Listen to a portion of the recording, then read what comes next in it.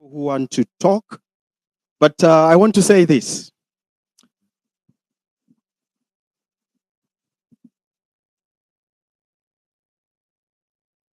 I want to say that from the year 1990, nyi mnajua Saba ilianza 1990, na ilikuwa the year that our fathers and our grandfathers of today, who were young then, came out in large numbers to fight against KANU dictatorship and to force democratic change and liberation from tyranny.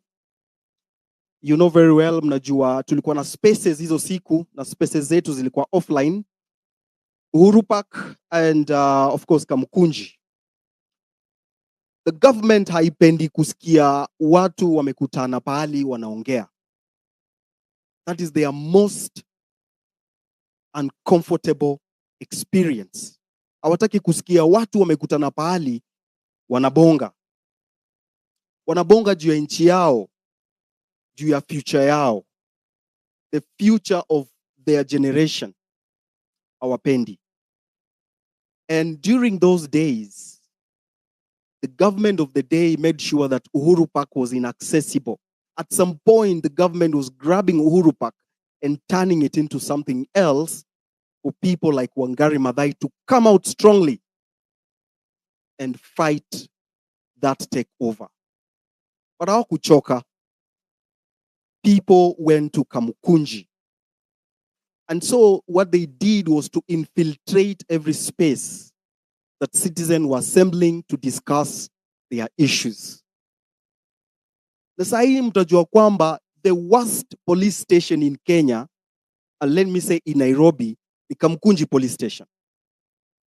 And it is the worst because huko ndio transformation, ndio fight against oppression huanzia. So kitu government imefanya ina make sure those surveillance instruments ziko karibu na watu.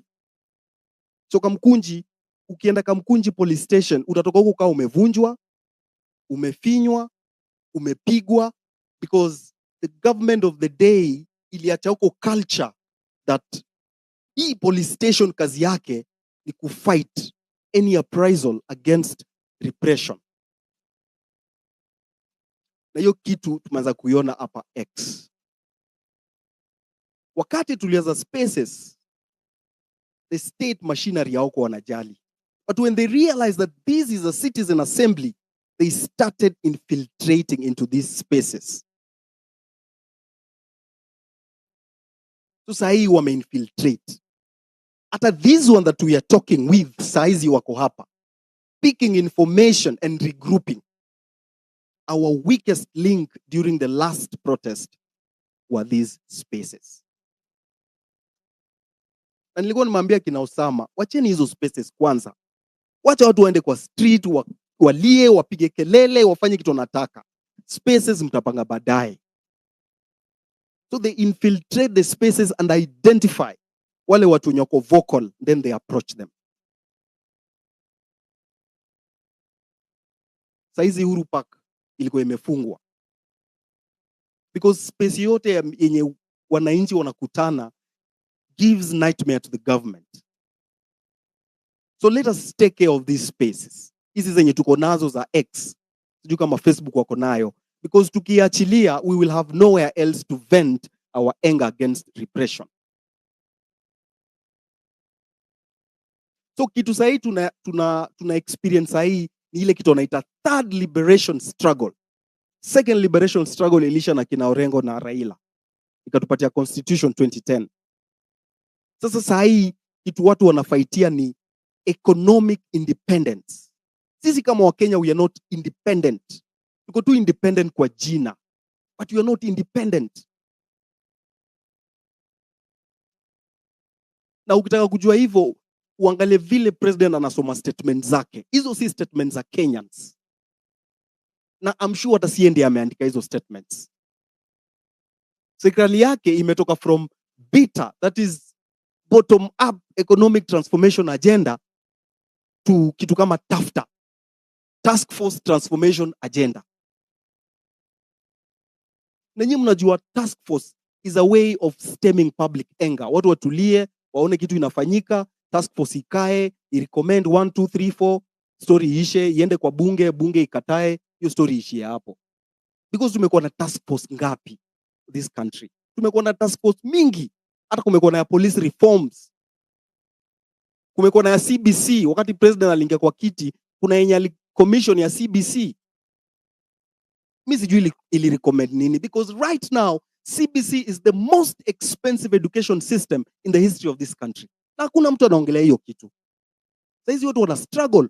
Huko village ukienda unapata watoto wamebeba ngozi za mbuzi wanakimbia nazo. Unapata wamebeba vifagio wanaenda market kufagia. Ukiuliza wanasema ati hii ni CBC.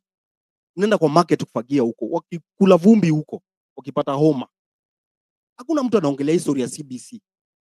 Nimeona tu Profesa Wandia hapa ndio wanaongea tu peke yake. It is the worst education experience unaweza pea mtoto wako in this century. Hakuna mtu anaongelea kitu ya CBC. Na nimeona mtu amesema hapo kwamba serikali inachukia watu wa arts na music. Na ni ukweli, because mental revolution huanza na watu wa art, through music, through poetry, through drama, through books. Hawapendi. CBC is killing that. Sisi tukikuwa shule tulikuwa na GHC. Hiyo subject inaitwa civics. Tulikuwa tunafunzwa about civic education, about the government. Saizi hawafunzwi. Watoto wa sasa hata wajui katiba. Wanasikia tu kwa news, wanaona kwa news, kwa mitandao, wapi. Yet these are the things our children have to be taught.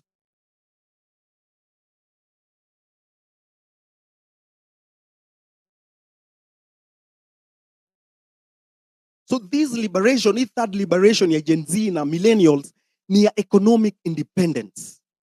Saizi mtu akikwambia hiyo task force yenye president ameform ya debt inaongozwa na Nancy Onyango, nyinyi mnamjua? Mnamjua alikuwa auditor IMF kuanzia 2018 until 2023. Nyinyi mnajua hiyo? So wewe utajiaudit aje? How will you audit yourself? Na hizi mashida tuko nazo mingi because of IMF na World Bank.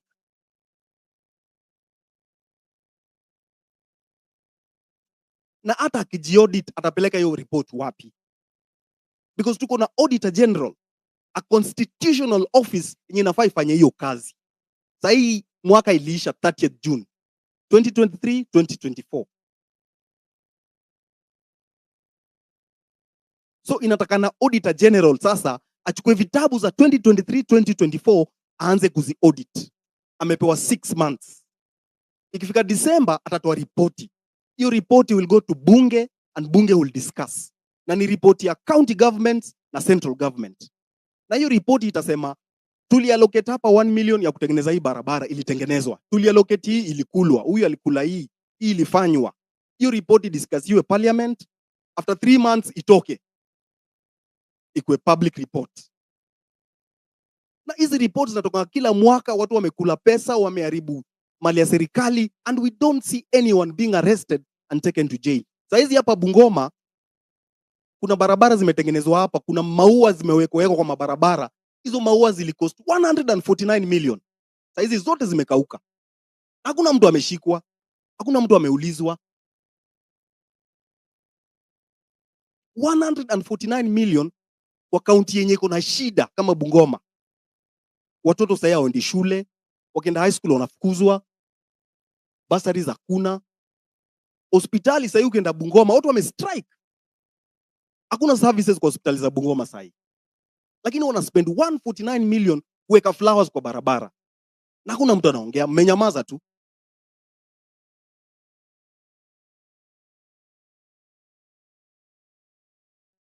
So sasa tunatafuta economic independence. Tunataka tujisimamie sisi wenyewe. Tunataka tujitengenezee pesa yetu sisi kama Waafrika, wa Kenya. Tuko independent, tusiweze kutegemea IMF na World Bank. Ndio wanatupeleka into slavery. Ndio mashida hizi, depend on them. President lazima apande ndege aende aombe msaada huko ndio iletwe Kenya. Yet Kenya iko na resources enough ya sisi kujitegemea.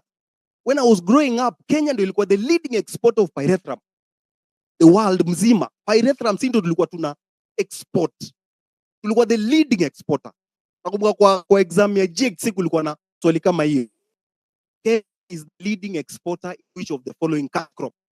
Coffee, tea, sugar, pyrethrum. The answer was pyrethrum. Lakini sasa hii ukienda Molo na Nakuru na Njoro hakuna pyrethrum. Ilikufa. Kenya tulikuwa sawa cotton.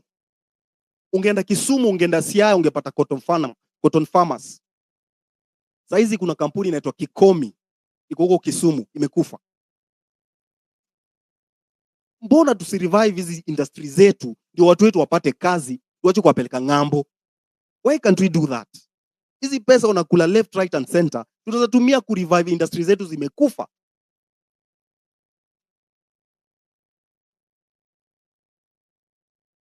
Sasa hizi ukienda kwa public hospital zimekufa.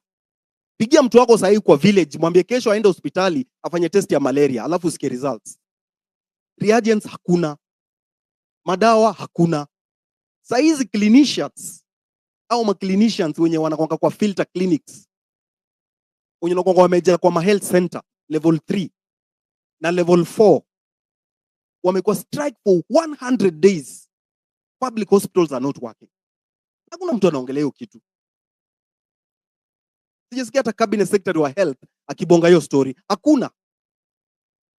For 100 days ile first line of healthcare haifanyi. Interns, doctors ndio wako strike. Yet tunajua level 4, level 5 ma wards zinaraniwa na ma interns.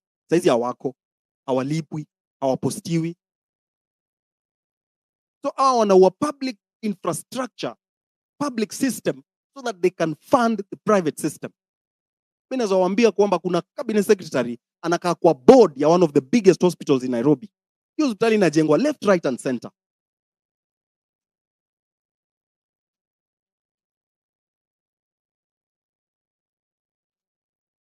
Umeona hapo jana president ametoa task force ya kuangalia stories za human resource in health.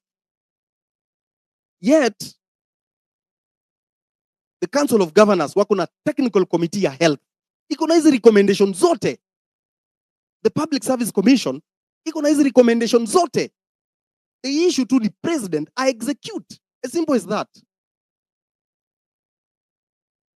Sasa mnasikia cabinet secretary wa health ya Kenya anakaa kwa kitu fulani inaitwa Alliance for Women, something like that, ya World Economic Forum. Watu wenye wametuharibu, wametupora, wametumess. Huyo chairman wa hiyo task force anaitwa Rogokama. He's a gynecologist. Na unajua before alikuwa ana represent Africa kwa World Bank. So you can see vile hizi institutions za nje zimeingia kwa system zetu. Zina decide the way the president runs the country. Badala ya sisi citizen kuambia president, this country should be run like this, kuna watu ambao wanamwambia how this country should be run. So ina appear like our president ameshikwa mateka. Because huwezi niambia president ajui kuna shida hii, kuna shida hii na kuna shida ile. Huwezi niambia ajui solution, anajua. So the liberation that we are doing right now is economic liberation. Tunataka tujitegemee sisi kama Wakenya. Tuko na hizi shida because of madeni. Na nilisikia Okiya akisema hapa madeni mingi karibu 70% ni odious debt. Hatujui inatoka wapi, inalipa nini, ilijenga nini, ilifanya nini. Hakuna mtu anajua.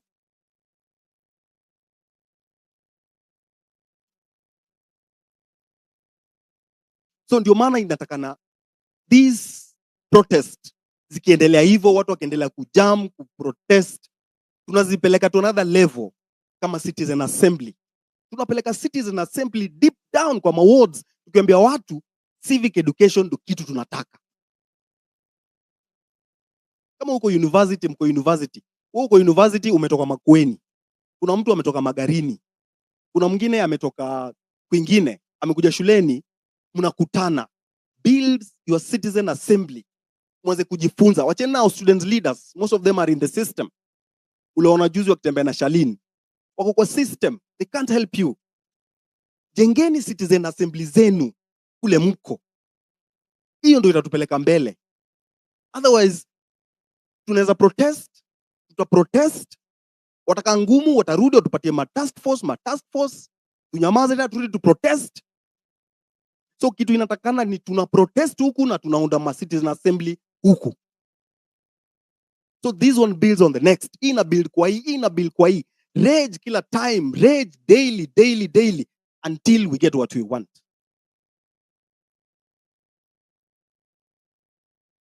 Saizi public systems zime collapse. Zimeenda, haziko. There's nothing that is working in this country. Yule mtu hapa alienda NSSF kuomba pension ya baba yake for 7 years. We imagine baba yako alikufa 7 years, lakini 7 years later we bado unaendanga Nairobi tu kuomba pension kila siku. Na ni pesa yake.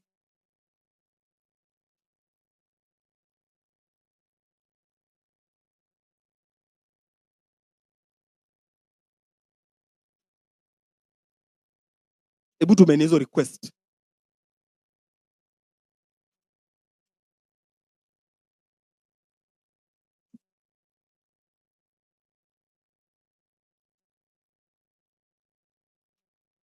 Natafuta Willis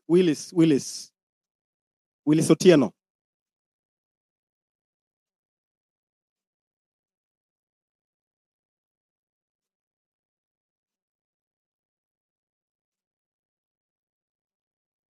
I'm looking for Nairobi senator.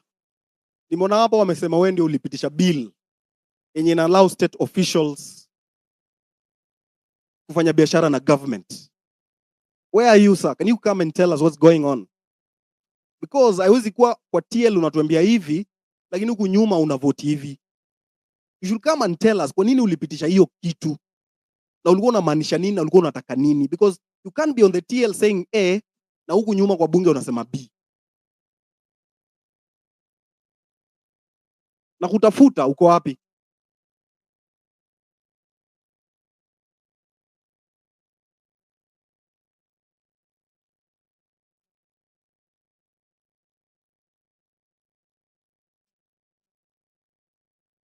Goofy.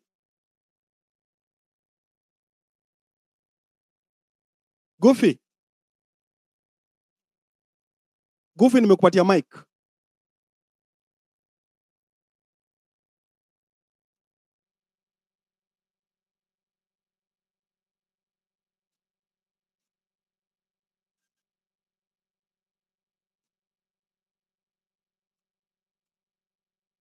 Goofy.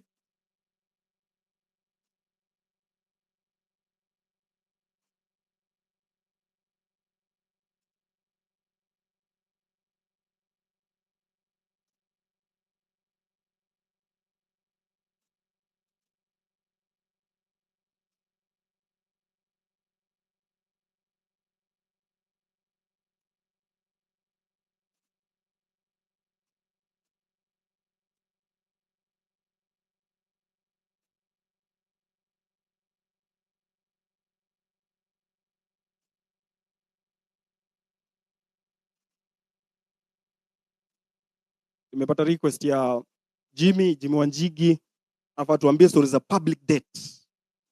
Juu inaonekana tunalipa debt yenye haiko. Na walisema hiyo debt register kuna tu watu fulani wanakubaliwa ku-access. And that's our biggest problem. Because hii register inafaa kuwe public. Nafaa tujue tunalipa pesa ngapi na inaenda wapi.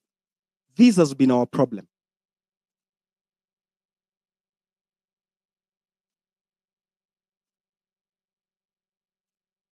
Nimepatia Goofy Mike, Simoni.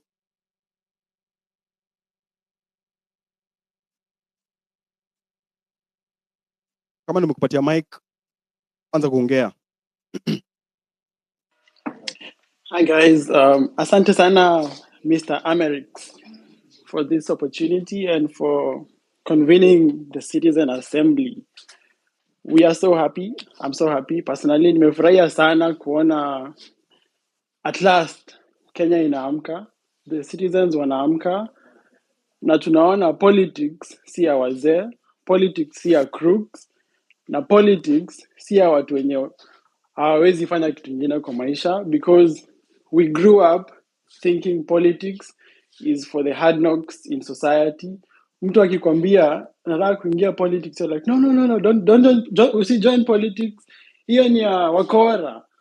But I've been telling people, every time you say that, Huyo mkora ndio anaenda church, watu wanamshangilia, akiingia huko anaenda kuaibia.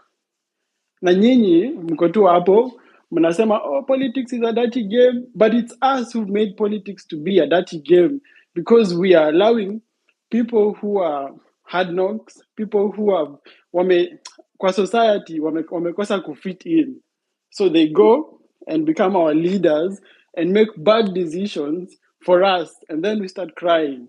It's time for the citizens to take up the mantle and to stop kusema politics is dirty. People need to go in there and make the decisions we want to see. Venye tu Amerix anasema, oh, sijui someone is from the IMF, another one is from the World Bank. Those people don't care about us. They only care about themselves. Na ukiangalia, like in France, Hello, France is... can I hear you? Ulipotea. Unanisikia? Hello? Can you hear me? Can anyone hear me?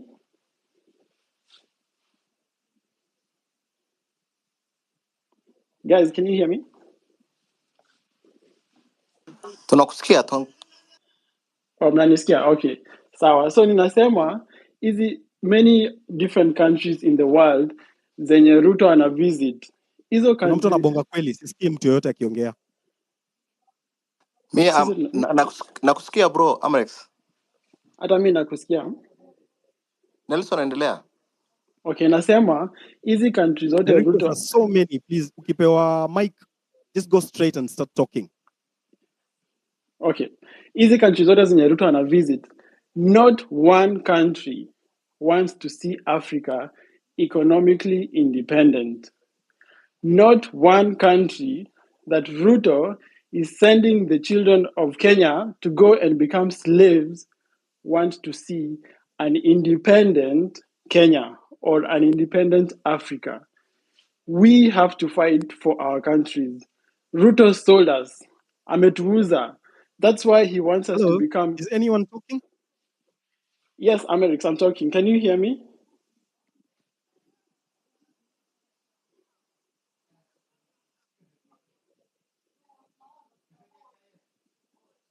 Amerix, Tunakusikia bro. Nelson, Yeah, you, endelea. bro. anawasikia. Ask him if he can hear you guys.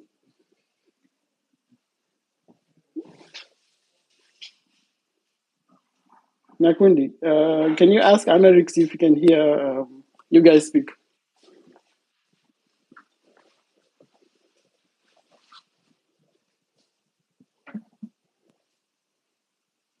Okay, anyway, I'll continue so I can finish and someone else can take over. So this is the right time for us to stand up for ourselves. I've been talking to other people from different parts of the world. Kila time nikiwaambia what is happening in Kenya, they're like, yes, we support you. We know IMF is out to kill Africa and they're out to make us never be economically independent. We have to fight. Martin Luther King said that freedom can never be handed down to you. You have to fight. And that's why we have to continue fighting. Other people will fall out on the way. They will be traitors. You know, what I live for 30 pieces of silver. But we still have to continue with the cause. And I am so, I have a conviction in my heart that this time Kenya will change. And we will change it from wherever we are. So thank you so much, Amerix, for this citizen assembly. Let everyone continue to rage on because the prize, tuko karibu kufikia your prize. We are so close. All right, Thank you. thank you very much. Asante sana. Am I audible now? Right. Asanteni. Yeah. I'm looking for Goofy. Where are you, sir? Uko wapi, brother?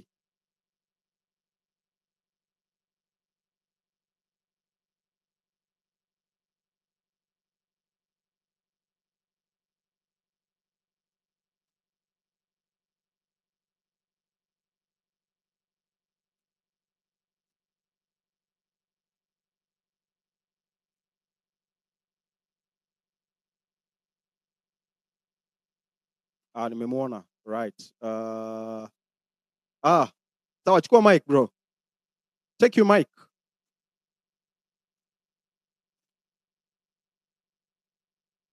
As we wait for him, I can see Nelson. Nelson, how are you, sir? I'm fine, Amerix. Yes, go on. I've just We are spoken. on a citizens assembly, and we want to move forward. We want to use the momentum to move forward and change our country once and for all. I've just spoken. You can give it to someone else. All right, thank you very much. Yeah.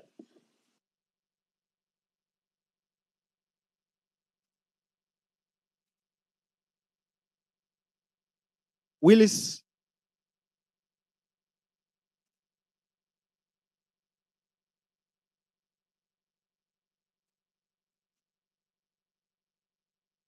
Dennis Ombachi. So mkiunda hizo citizen assembly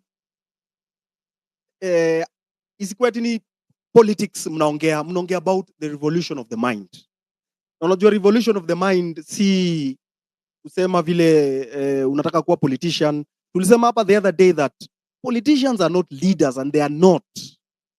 In fact, there is a proposal that if you get into parliament, ulipwe mshahara kulingana na kazi wewe unafanya yenye ulisomea.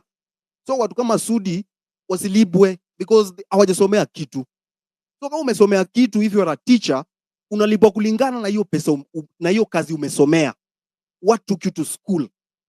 If you are a doctor, unaenda bungeni, unakuwa daktari, unalipwa pesa kulingana na profession yako, what you are being paid. Because if you don't do that, watu watakuwa wanaenda bunge because it is an easier way ya kumake pesa, ya kuana salary. So mtu mwenye hajaenda shule alipwe allowances, sitting allowance, transport allowance na vitu kama hizo, committee allowance, food allowance, vitu kama hizo, but salary ulipwe kulingana na ile profession umesomea. So mtu kama Ombachi ni msee wa kupika, so anaenda huko, kazi yake ni kulipwa kulingana na pesa yenye chef analipwa, ama sports people ile yenye ana relate nayo. So mtu analipwa kulingana na what profession you are, so that when you are in that assembly or that parliament, unafanya una vote ama una participate kulingana na profession yako. Kama wewe ni engineer, unaenda huko unajua kusoma bills zenye zina affect engineering industry, juu unaelewa. Kama wewe ni daktari, saizi madaktari wanasafa kwa nini? Because wale madaktari wenye wako bunge hawaelewi zile pressure na zile problems zenye the current doctors go through. Because saizi ukienda kama hospitali, wacha hata madawa, hata to the environment yenye daktari ana work ni mbaya. Ana gloves, usiku stima ikipotea hakuna sola, hakuna generator, na anaogopa kutuma mgonjwa aenda nue cotton huko nje, because mgonjwa anaweza kusema sisi tumelipa, tumeambiwa na MCA kuna kitu kwa hiyo hospitali, wewe unatutuma kwa chemist yetu. Madaktari hata hana pesa hata kuanzisha chemist. Kesho MCA anamkujia ati yeye anaiba pesa kwa hospitali, anaenda kupeleka kwa chemist fulani, which is not true. So madaktari wa sahi wana struggle because wale madaktari wenye kwa bunge hawaelewi zile shida zenye the current doctors go through, because hao hawakupitia hizo issues. Because kitambo ukimaliza tu kusoma, ukimaliza internship, unapostiwa. Sasa hizi mtu anamaliza internship, umesoma 6 years, umeenda internship, umengangana, ward round, unasumbuliwa na consultants, wengine wanakata kukusainia logbook yako, umestruggle, umemaliza, aulali. Alafu serikali inakuambia we are not posting you, kaa nyumbani. So kijana anakaa nyumbani, kazi yake tu ni kukaa mtandaoni, kuangalia kitu ya kufanya, crypto, afanye betting, anatafuta bambanye huku na huku, aone hakuna njia nyingine, aenda kufanya CPA. Unajaribu uone pali utapata breakthrough, which is not supposed to be like that. Mwalimu umesoma, umekuwa mwalimu, you can teach. Saizi JSS haina walimu. Unaenda kwa shule ya primary, iko na wanafunzi 300, walimu ni 2. Huyo ndio mwalimu wa science, ndio mwalimu wa home science, ndio mwalimu wa creative arts, ndio mwalimu wa PE, ndio atafunza language, ndio atapeleka watoto kwa nearby secondary school kwa laboratory, awafunze mambo ya Bunsen burner na microscope. Hakuna walimu. Lakini unasikia watu wanatembea na pesa huku, task force zinaformiwa na nini. Na nimeona hapa Justin Wamae unanifollow. Usikubali hiyo position. Because tumekuwa tukingangana na wewe hapa tukisema watu waandikwe kazi. So ukikubali hiyo position, tutakuweka kwa group moja na politicians that are our enemies. Justin Wamae ni wewe nakuambia, najua you follow me and you are listening. Natafuta mtu wa kuongea.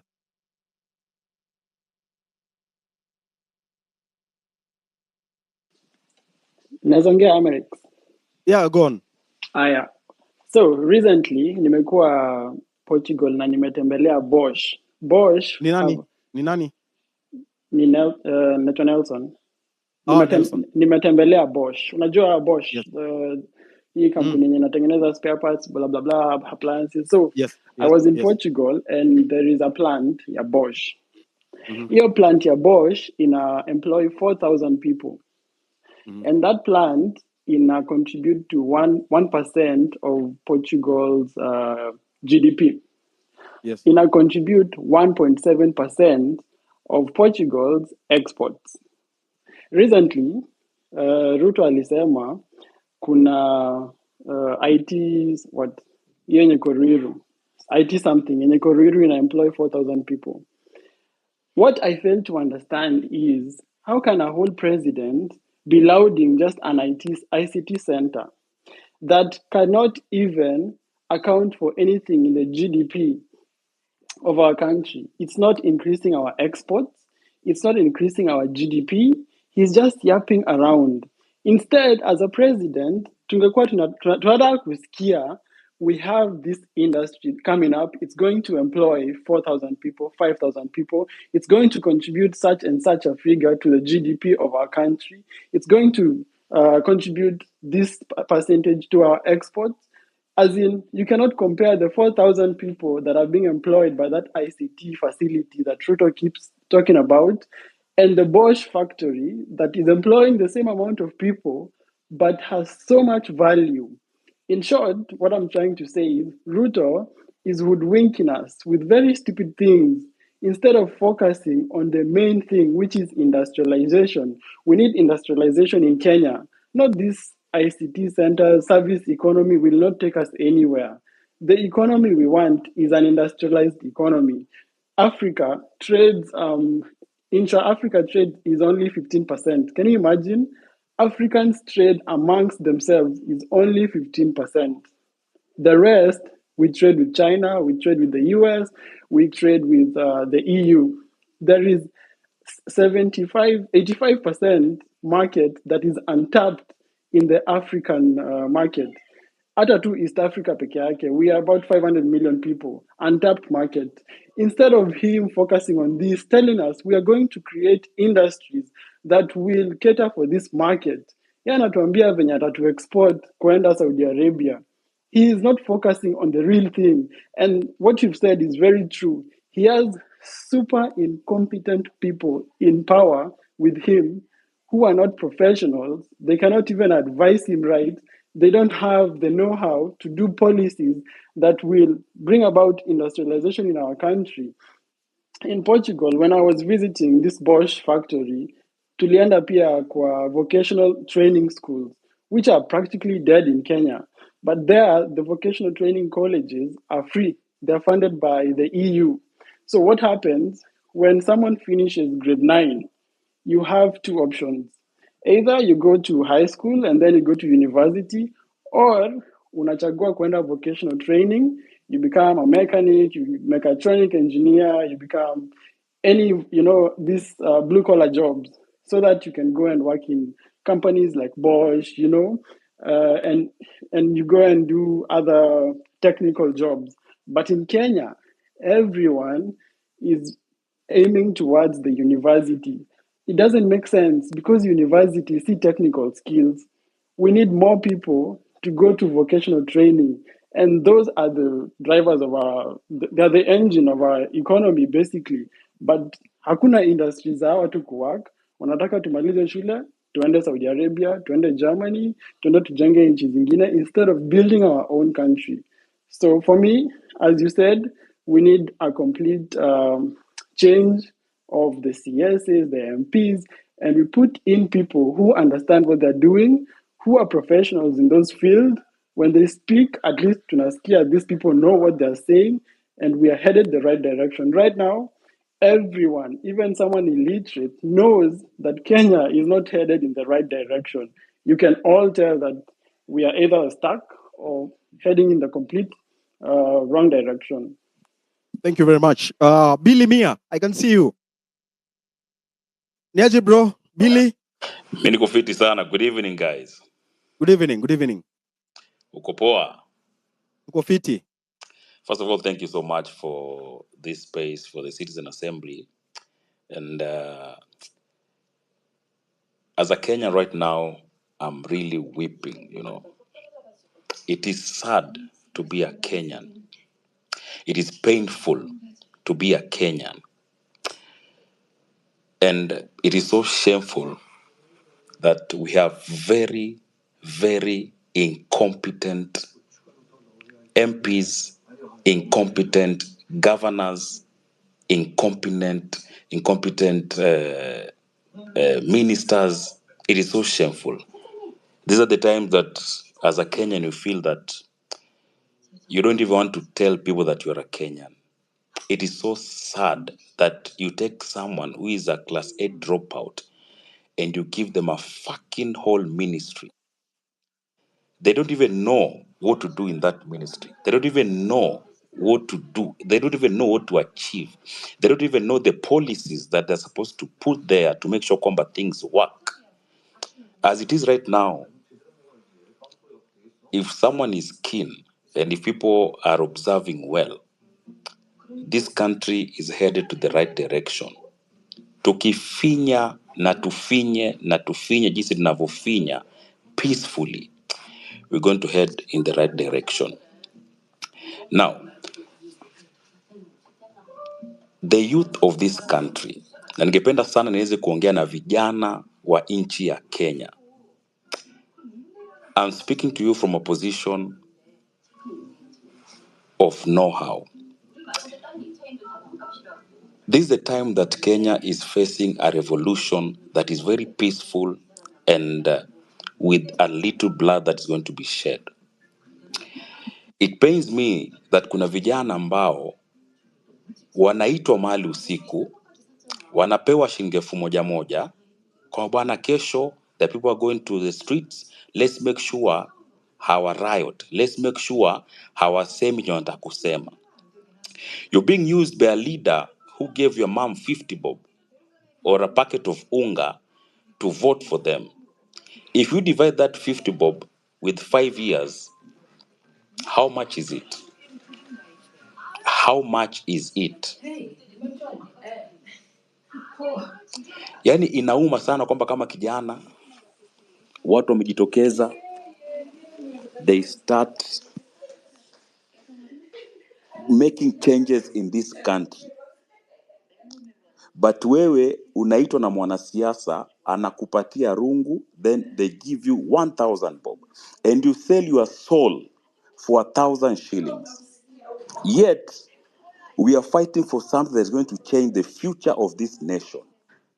I've never seen an incompetent government like the one we have right about now. I am in the media industry. I've been in the media industry for about 18 years right now. The Kenyan governments have refused to pay money owned by these media houses. Standard is suffering. MediaMax is suffering. Raw Media Services is suffering. Even international media houses are suffering because of some debts and very bogus policies that have been put up by these regimes. Na hii government ya sasa ndio yani inachoma kila siku, Na unapata vijana ambao wamesoma, wana akili, wanafikiria, they accept peanuts and they start blogging for the state. Yet what we are fighting for is going to even help them and their children and their future generations, you know.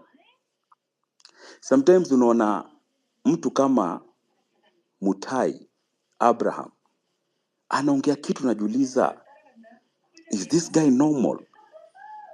Doesn't he know that we are fighting for a common good for this country? You know? And every person ambaye alijitokeza kwenye maandamano, every person that is on the streets, they are not goons. They are people who are fighting for the future of the country. So I want to request my fellow Kenyans, let's support these guys. Tufinye mahali ambayo inahitajika, and these leaders, they should not get a chance to speak in any forum. Yani MP yoyote amekuja kwenu hati anaweka mkutano anataka kuongea, tufinye asiongee if at all they've not done any development in that area. The promises they made while we were voting for them, kama hawajafanya hata moja, they should not be allowed to speak. This country needs to be very hot for these ministers and cabinet secretaries and MPs, governors. It doesn't matter the side of the political divide. If they've not done what they're supposed to do, they don't even deserve to be called honorable members. They are not honorable because we woke up very early in the morning. We voted for them, thinking they're going to change this country. But they are giving us mediocrity. And it's very painful, by the way. We cannot be transferring teachers, doctors, even police officers, for heaven's sake. Yet we have issues that are disturbing us in this country. So my fellow youth, tafadhali, tufinye mahali ambayo inahitajika, tufinye pressure mpaka wajue kwamba we are the people that are in charge, we are the people that have power. And let's make sure we take votes. Toka, nenda uchukue kura. Chukua kura, kana silaha yako. Ikifika 2027, even if it's a real mama mboga ambayo tutampatia UMP, tujue kwamba ni mama mboga tumempa, na atakuwa accountable to the citizens, and they'll do what they're supposed to do. What has happened in the recent past? People have loyalty to the party leader and the party. They don't have loyalty to the people who elected them. Unaanza kuringia watu kwamba Mungu amekusaidia umepata gari. Yet it is our taxes ambazo tunalipa zinaporwa, zinaibiwa, alafu unakuja unaturingia. Unasema una vote yes kwa sababu president amesema. Did the president vote for you? It's a fucked up country. It is so painful. 1,000 times again. My fellow youth, kindly And we'll rise up. and listen good. Tafadhali, chukua kura. Make sure kwamba ikifika mwaka 2027 tunapeleka viongozi wote nyumbani, wote. Usitumike kuzima azma ya Wakenya ambao wakati wake umefika. Asante. Thank you so much. Today, every day I receive tons and tons of messages from heartbroken young men.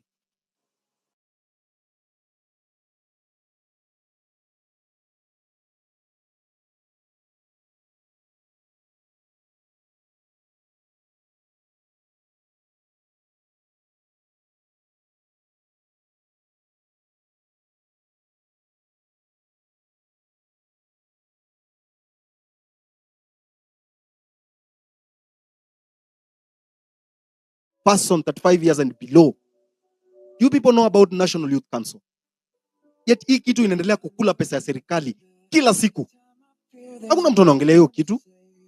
Tunanyamaza tu, watu wakikula pesa, wakienda wakipewa budget, wakitumia pesa siku 2-3, hizo ndio pesa wanapeana huku kina Shalini wakikimbia nayo huku. Wakisema wanasaidia vijana. The National Youth Council need to be transformed. Ikuwe ya vijana. Uko 45 years na uko hapo unarana hapo, unafanya nini hapo? Goofy, I've seen you. Karibu. Hey guys. Go on. Hey, can you hear me? 1,000 times of living life. Yes, we can hear you. Go on. I've been trying to get onto this space for We gon' walk it out. Hello. Yeah, we can hear you. Go on. This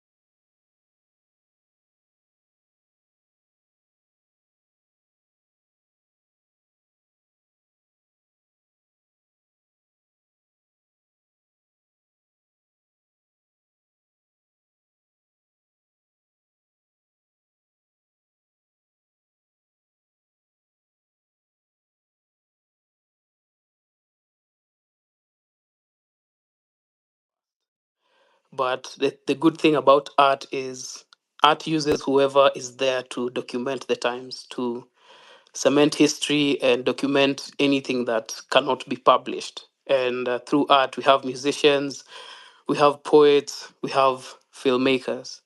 And the one thing that I noticed about this revolution is it caught everyone off guard, especially the leaders. But us as the people, we knew it was brewing, we knew it was coming, we just didn't expect it to be this soon. The thing that I want to say is we should not forget people have been shot, they're dead, some have been buried, some are still in jail, some have injuries, and the leaders are still as arrogant as they were because the narrative that is being pushed right now is Ruto is listening to the people while he's not. The space does not. To other people in other African countries, it looks like he's reaching out to us, but in essence, we know what is happening. He is just milking it dry so that the PR works for him. But we should not forget whatever is being said here is we should go get our votes. We should educate ourselves on these things because we have the power and there's nothing that beats a citizen that is united. And we are united right now. The June 25th demonstrations really rattled everyone. It rattled the government real bad, and we should keep that pressure. With that said, I was requested to do a piece, a poem, spoken word, and this is called To Live Here. To live here is to live in fear. You don't know if this life is yours. You don't know if you own anything else that isn't your thoughts. Your mind might be the only place that feels like home, but only if you don't share your raging thoughts. Here, the loud ones, the smart ones, the nosy ones, they disappear here. The trees in Kikuyu and the bushes in the Mao know more about missing people than the ones who took them here. We wish trees could speak, but they too are being cut down here. Trees wish we could speak, but we too are being gunned down here. We forget names like Willie Kimani, Baby Pendo. Here, you can be shot whether you are a lawyer, a taxi driver, or unauza nyama pare gara. Here, if you are a young man aged 19 to 22 who likes wearing faded jeans that are torn on the knees and seemingly a good Odi dancer, you'll be shot here. Your death won't mean a thing to a police unit that's funded by your taxes here. Body bags have more work than the youths of this place here. The country eats its own people. 1 minute you're with them, the next you're dead and gone. A moment of silence for Evans Njoroge. To live here is to embody Koleka Putuma. Collective amnesia stays within us. Here, we forget to count after every 5 years. Here, leaders manipulate the votes and pass it out as the voice of the people. People with no voices, people with no choices, people with no health care, no security, or an average life standards. Here, the only cues we respect are the ones found along tribal lines. Here, we are one. Foolish people here. Thieves use their loot as manifestos to kickstart their careers here. Thieves appear in top 30, 40, and 50, and the top 30, 40, and 50 here. Golf gets more funding than the education kitty. To live here is to constantly think of death. Here, you have to look right, then left, then right, then left while crossing a one-way road. To live here is to constantly think of death. Here, you can get a brain surgery when you checked in with a cold. Here, Cartels run a hospital here. Criminals own a hospital here. Rapists have a hospital here. You have to light a candle after the many deaths we invite into our lives here. We are experts in instant rage, but amateurs in following up here. We forget more what hurts us as a people and always remember the silly stuff here. We are comfortable with heavy taxation, a rogue police unit, suppression of free speech, unequipped hospitals, corrupt officials, a dormant constitution, selective human rights, a fast ending forest cover, privately owned killer dams, debts upon debts and debts upon debts. This is the life we live. And the people they've killed, I'm going to say their name: Rex Masai, Dr. Margaret, Evans Kiratu, Frank Okoth, Nick Adams, Eric Njeru, David Chege, Ian Kerr, Belinda Acheng, Beasley Kamau, Edwin Otieno. Say their names: Erickson Mutisia, Eric Otieno, Credo Oyaro. Say their name: Eric Sheni, Emmanuel Tata, Ibrahim Kamau, Kennedy Onyango. I've said your names, and these are the ones we know. We live as Kenyans fighting for your spirit, fighting for your life until we get a better Kenya. To live here is to live in fear, but we don't have to live in fear. We have the power to tafinya mpaka Zakayo ashuke. Thank you. Right, all right. Thank you very much. I really, really promote artists. I respect artists because we cannot have a mental revolution without artists talking to us and reminding us where we've come from. The reason why they are diverting the study of history, literature, anthropology, sociology, philosophy, civics, social ethics, psychology. The reason why these subjects, the establishment calls them useless subjects, is because these are the subjects that promote citizen awareness, they sensitize citizens, they awaken them, they unite them, because they call you to your spiritual consciousness. Without spiritual consciousness, we cannot achieve anything. The protestation that we've been experiencing the last 3 weeks is because we have joined together as a generation through a spirit of liberation. We want to liberate ourselves from the chains of tyranny. We want to liberate ourselves from the imperialism in parliament. We want to liberate ourselves from the mockery and the contempt coming from the mouths of politicians, careless, reckless, useless politicians, heartless, tearless, callous, stone-hearted, cold-hearted, no-hearted. They steal our resources every day. They steal our taxes. And when you ask them, they shoot you. They buy bullets, but they can't buy food. They buy tankers, but they can't buy water tanks. Our children are struggling. Our mothers are pained. Our fathers are hopeless. While these callous politicians sit in big hotels, and even they have hotels in the parliament so that they can eat. After vomiting on us, then they vomit again and vomit again. And when you ask them why they are vomiting, they diarrhea on you through reckless and callous statements. They don't care about you. They don't care about us. They care about nothing. They care about their wallets. When it is about them, they unite. They speak in one voice to pass that bill that raises their salary, to pass that bill that gives them access to public resources. But when it's about you and me, they don't sit in the chambers. We are only left with the judiciary chambers, where we go begging for justice, Yet we've been told in our national anthem that justice is our shield and defender. Why do they take it away from us? Why should we bend? Why should we beg? Why should we cry for justice? Why? Why should we beg for the president to listen to us? He's not deaf. And we are not ENT doctors. We are citizens. Listen to us. Don't kill us. You can beat us with a stick, but we shall stick together in a spirit of liberation. We want to liberate ourselves. And this is not about me and you. This is about the generation that is coming behind us. They will be asking us, Father, Mother, we gave you this future. What did you do with it? The future does not belong to me and you. The future belongs to those behind us.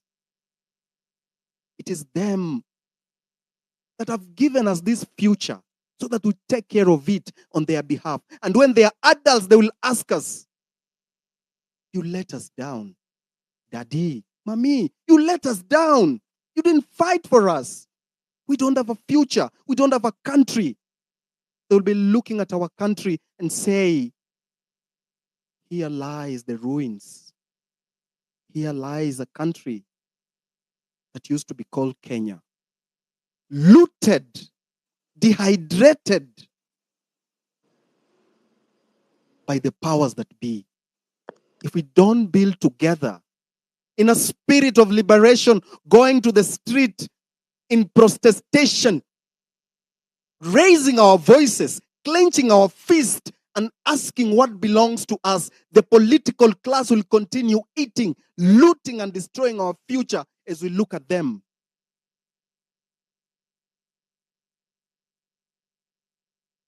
It's time to mobilize our energy. Whatever you do, whatever thing you are, whoever you are,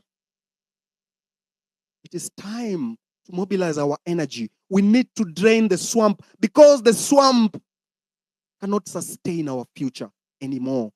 The swamp is polluted by rats, snakes, and toads, crocodiles, parasites. We must drain the swamp. No matter how many days it takes, that swamp has to be drained.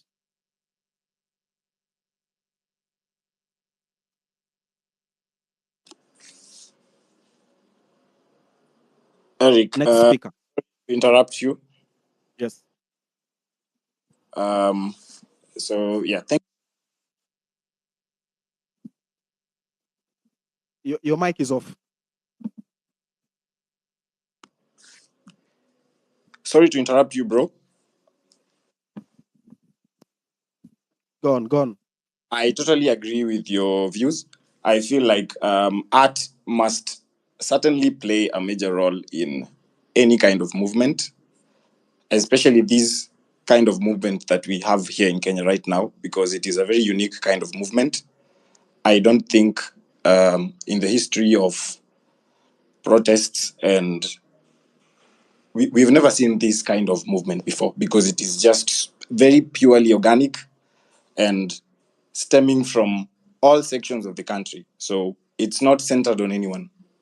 So I would like, before I briefly proceed, to thank the previous speakers.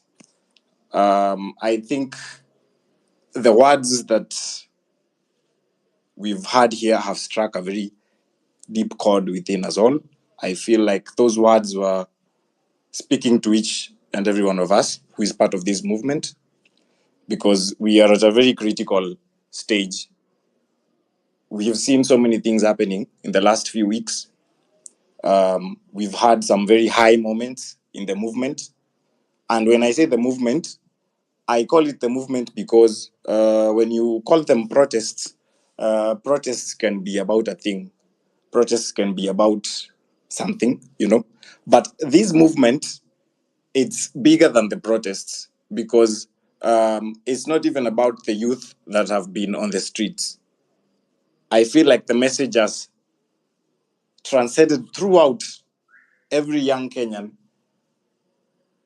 no matter what part of the country you're in, it's a movement that is spread across counties. We saw people showing up and speaking out in all parts of the country. So it's not moved by tribe, it's not moved by social class.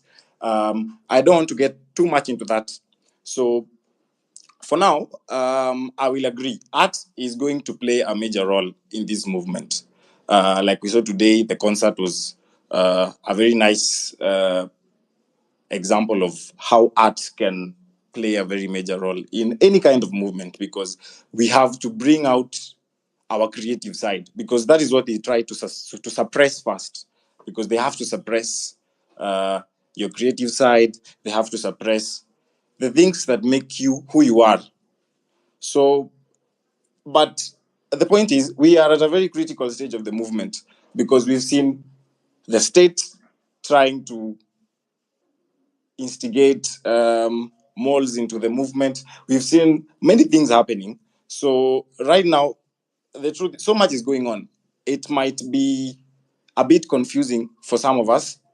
The information overload might be getting to us a bit, but you have to stay focused, because in every movement, there's always going to be pushback from whoever you're demanding accountability from. In this case, we're demanding accountability from the state, not for one thing. We are demanding accountability for many things. And so the situation has become so complicated that it's the view of the majority of Kenyans that, yes, we do have so many problems, and at this stage, the only way to fix it, the only solution right now is to start afresh. We need like a complete turnover of everything. So you cannot try to shift the ideas of the movement, or try to bring side shows into the movement. So we saw recently what happened. I'm going to try and get a bit straight to the point, because I know the majority of people on this space, they are social media users. We had Billy speak some moments earlier, very esteemed journalist, a man we all know him very well. But this movement cannot be pinned down into one thing or one leader or one other thing. But Billy made a very interesting point.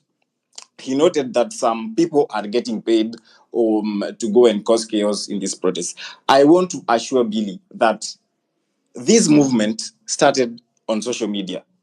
And I'm sure the people who are on this, tuned into this space right now, none of them would even have the time to get out there, unless if there are malls planted here to listen. That's a different case. But the people here, I'm sure the people here, they were part of this movement from the beginning. So there are people who are 100% true to the movement. So you made a good point. Yes, it's unfortunate that some people will accept petty cash from the state to push agendas, but the main point here is we have to stay focused. So we saw the state will always try to infiltrate any movement against them, as we've seen time immemorial in Kenya. If you follow this account, you've seen today a video we posted today about the anti-government movement in the 90s. So we saw people like Okiya Omtatah getting arrested on trumped-up charges. We saw the state clamping down really hard on any kind of dissent. So that will always happen. In this case, the movement started on social media. The movement was online. So definitely the main targets will be the main social media figures. So that's where it started. So we saw recently, some guys are saying, oh, some people in the movement have betrayed us. I will not mention names, but just to be clear, we have to stay focused. So this will always happen, and do not put too much, do not let your heart be demotivated. Do not put too much thought into these things. They will always happen. But the good thing with this movement is, no matter what comes at us, no matter how many diversions they try to create within us, it's decentralized. So we will always find a way to move forward. So Thank you very much. yeah, just to be clear. So guys, All do right. not that the main point of the movement is to stay focused, and we try to find a way forward, which we will eventually. Thank you. Yeah. Thank you very much. Thank you very much. So before Goofy, the poet, came, I was saying that I receive a lot of messages. I don't know if politicians also receive these messages. Very broken young men and women. For example, today I received, like, just in the last 30 minutes, I've received like 10. And it's very hard. Let me read some few so that you understand what I'm talking about. There are so many. There are so many. I can't point out on which one I can just pin on. But there are issues of, for example, this one is Victor. He tells me, morning, bro. This was around 8. To be brutally honest, I am hungry. And if you can just help me some little cash, I get something for myself, I'll be thankful, Amerix. So because of the volume of messages, I didn't read. So he sent another one at around 4. Hello, Amerix. I see you are back. Please assist me, sir. I asked him what is his name and number. He gave him the name and the number. And of course, I'm going to see if I can, how much I can support him, and of course, talk to him and see where he can be assisted. These are the symptoms of structural failure. The system has failed a generation. And if this is not fixed, we're going to have a time bomb. Those young men you saw in the streets, they are going to be a very, very dangerous bomb. The government has to take action. It has to listen to them. Iwasikize. Kwa nini nakataa kuwasikiza? Shida iko wapi? Wakisema cabinet ni mbaya, imebeba uchafu, fagia, where's the problem? Wakisema parliament ikuwe reconstituted, where's the problem? 70% ya hii population tuko nayo Kenya ni watu wa young people. Gen Z na millennials, I think they're around 55%, something like that. Gen Zs are 30 something, 34. The other ones in 21. So why can't these politicians listen to them? Walienda hapa juzi niliona Senate wakiongea wakipontificate, they disappeared. We don't see them. Saizi scandal imewapata. 24 of them walivote bill sijui ya nini, I don't know what it was, to allow state officials to do with business with government. I've not read it, so I don't want to comment so much on it. I was waiting for Nairobi Super Senator to be here. Sijamuona. So niko na hizi messages mingi. Na hii ni symptom ya shida tuko nazo kama country. Kuna mwingine ameniambia hapa, boma yao ilivunja huko Mavoko. Serikali ilivunja boma yao. Iko wapi? Alafu kuna hii issue ya JSS. Hiyo ni kitu inaniuma sana as a Kenyan. Because kama tuna promote CBC, na the crux of CBC, as in the core of CBC ni hiyo JSS. Kwa nini serikali isiweke tu pesa enough i-employ JSS wa kutosha? Unaenda primary school hapa unapata watoto 300 na walimu 3. Na hiyo shule hata ina resources. Laboratory wanaenda kwa neighboring school, high school. Basketball wanaenda kucheza kwa neighboring school. Wamandiki wapo swimming hawana, lazima waende kwa mtoni. Wanakuruka kwa mtoni huko kwa village. Mwalimu anawafuata na kitabu. Ule anaruka sana anaandika. Ule anaruka vibaya anaangusha. Anaruka kwa mtoni. So ukiruka kwa mtoni au mwena nyoka, what will you say? Why are we doing this to our citizens? Watu wanalipa kodi, tunalipa kodi. Usipolipa kodi imelipwa juzi, unakujiwa. People are doing business. Sasa inabidi ufute watu. When I started my clinic last year, I had 8 employees. Sasa niko na 4. Just 4. Hao wengine niliwaambia sana, mimi mtakaa hapa nitashinda kuwalipa. Mtasema mimi ni toxic employer.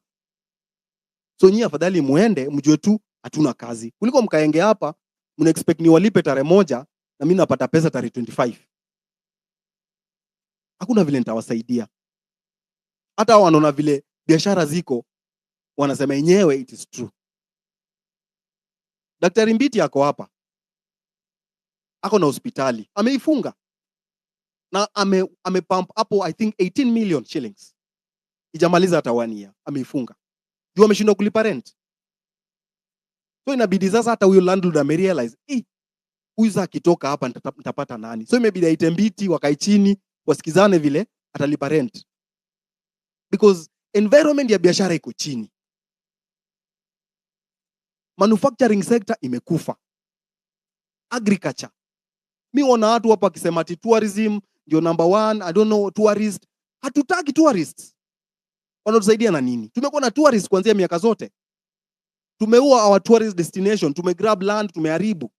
Why can't we focus on something like agriculture? Kwa sababu agriculture kwa Waafrika hiyo ndio the basis ya economy. Ukiangalia economy za Africa zina grow because of agriculture. Lakini agriculture na tumewacha, tumepatia kina Bill Gates ndio wana run. Nimewaambia hapa 20 years ago, 30 years ago, Kenya ilikuwa the leading exporter of pyrethrum. Cotton industry ilikuwa sawa. Mimi nimesoma na miwa. My father was a farmer. As much as I tell people don't take sugar, but mimi nilisomea na miwa. Umeshindwa kulipa fees, mzazi anaenda Mosako, Mumia South Gross Sako. Anapeleka contract ya miwa, anasema niko na hii shamba eka 2 na hii miwa yangu itakatwa in 6 months. Tafadhali munipatie shilingi 15,000 nipeleke mtoto wangu shule, alafu mkikuja kukata miwa, saa ya kulipa mkate hiyo 15,000. So Mosako inakupatia pesa. Mtoto anaenda shule. Walio wengi wamesoma na miwa. Saizi hakuna. Kampuni ilianguka. Ukiangalia the microeconomy of Luyaland imeisha. Yeye tuko na politicians. Na ule mtu anaweza kufanya, tunaanza kumuita ni mwendazimu. Salasia. Salasia is trying. Anajaribu. Hizo madrama zake kando, lakini anajaribu. Because pia ni mtu amegrow na miwa. Saizi Nzoia Sugar hii ya Bungoma ndio ina collapse. Kulikuwa na tobacco industry huko sehemu za Busia huko, Malaba, ilikufa. Sasa kama agriculture inakufa, tutabaki na nini? Tutaenda wapi? Coffee farming. Sasa ukienda Kiambu wanatoa coffee waneka apartments. So unajiuliza hii apartment concrete jungle itatufikisha wapi sisi?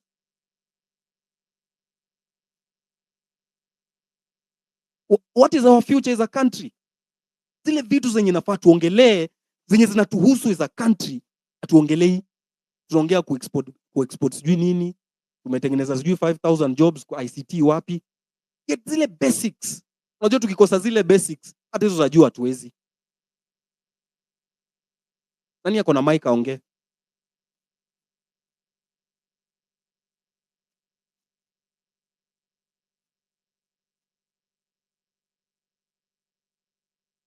Ogola.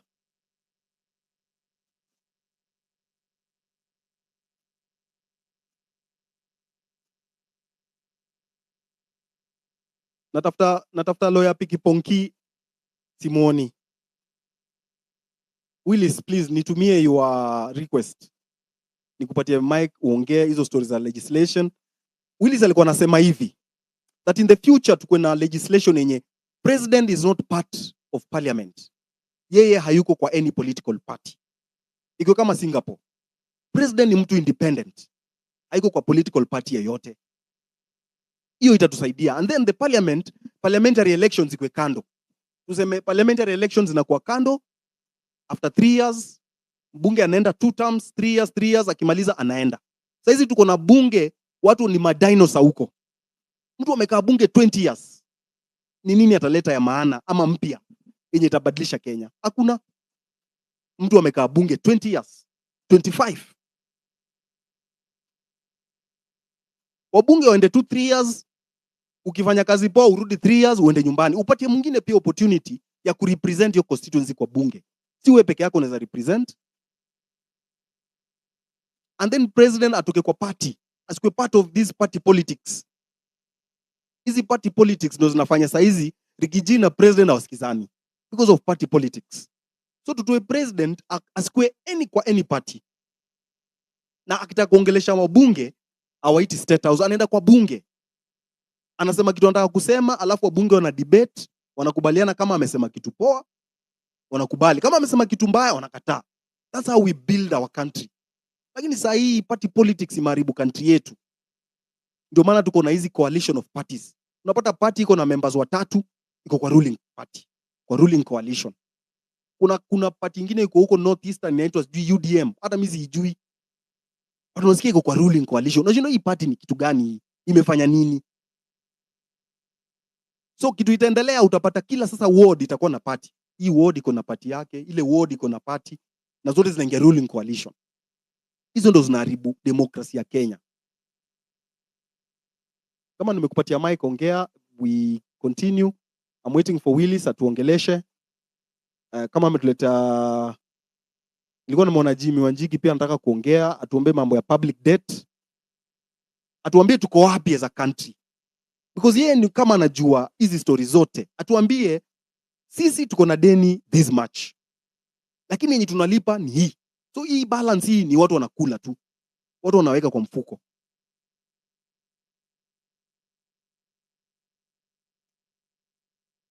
Please, kama uko na mic, you can go on.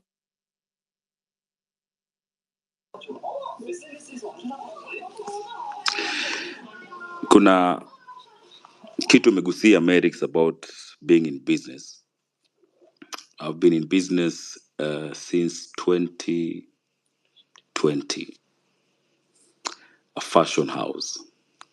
Recently, KRA came and they summoned me to their office, telling me that I've not registered for e-teams, that I've not complied in paying taxes, and they told me to go with statements, personal bank statement, the till statement, and the records, Now I'm asking myself, the government has not created a favorable environment to do business in this country.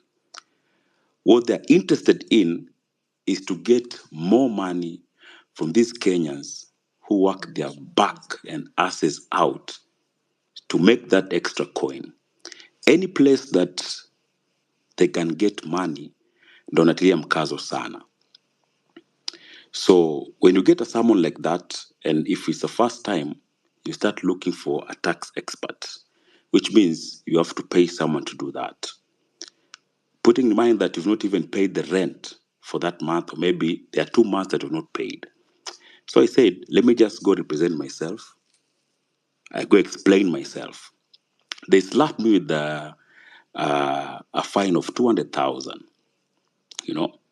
So when they gave me that fine, I now started giving them evidence that sijalipa rent, sijalipa wafanyikazi. Na ukifika pale unakuuliza maswali, unafanyikazi wangapi, unawalipa pesa ngapi, rent unalipa pesa ngapi? So they calculate the amount of money that they think or they purport that you're making, And the environment is not favorable for business. So when I tabled evidence that I've not even paid rent for 2 months, they gave me a warning. And they gave me tax clearance, So how many Kenyans know their rights?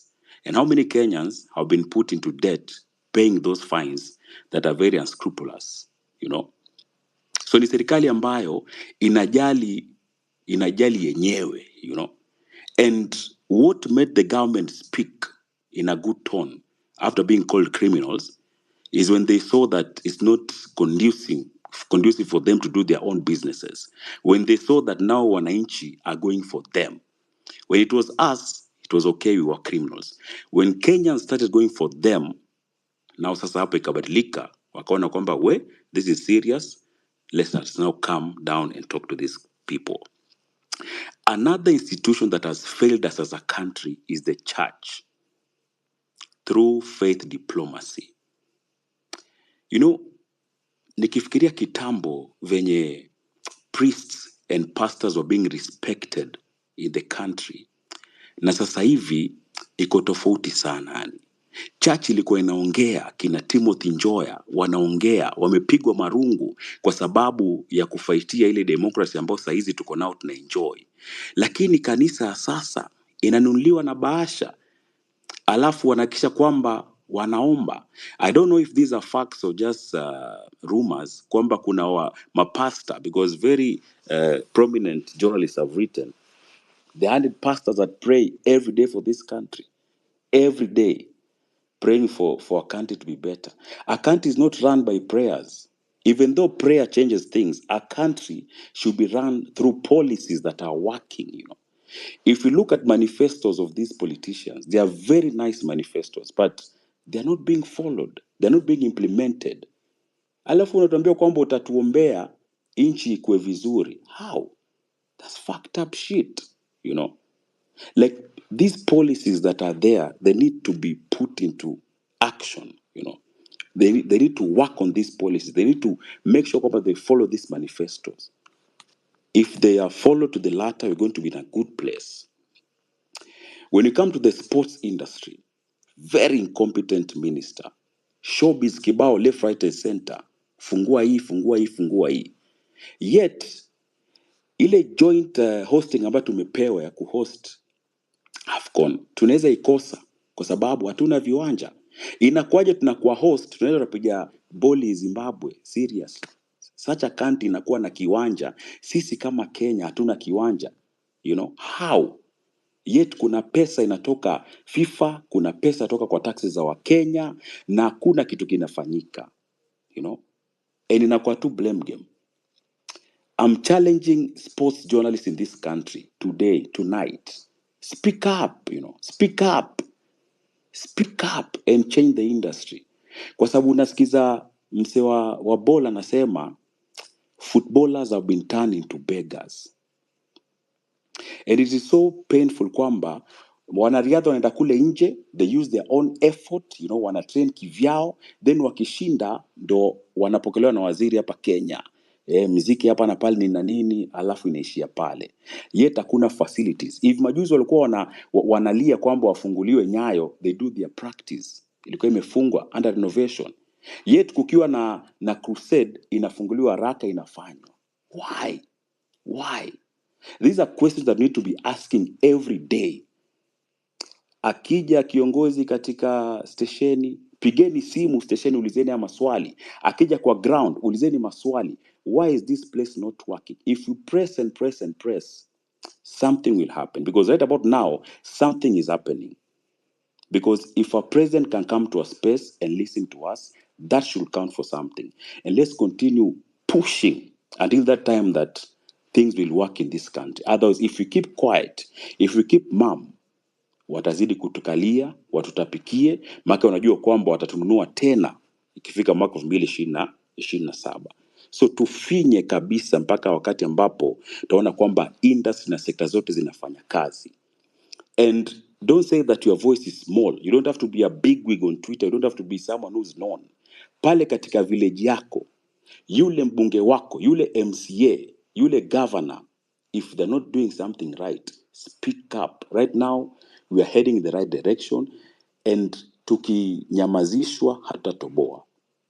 What happened during the last demos is what has been happening throughout independence. Kwa sababu unapata kwamba tumeamua kwamba tunampeleka Amerix aende atuongoze kama constituency ya Nyaribari Chache. Lakini kwa sababu kuna mtu pale anaitwa Mbaruk, ana pesa na labda ana wahuni fulani, the voices of those people that want change zinakandamizwa, alafu wale goons wanafanya wale wapiga kura wakae nyumbani wasipige piga kura, alafu yule mbaya anapita. It was evident juzi wakati Gen Z wametoka, goons wamekuja. Nani aliwaleta? We saw today wametoka concert pale Uhuru Park, wametembea Moi Avenue, wanaimba, wanaenda zao nyumbani. Hawana hooliganism yoyote, you know. So It is so painful to be a Kenyan at this time. It is so painful to talk about it, but we are heading in the right direction.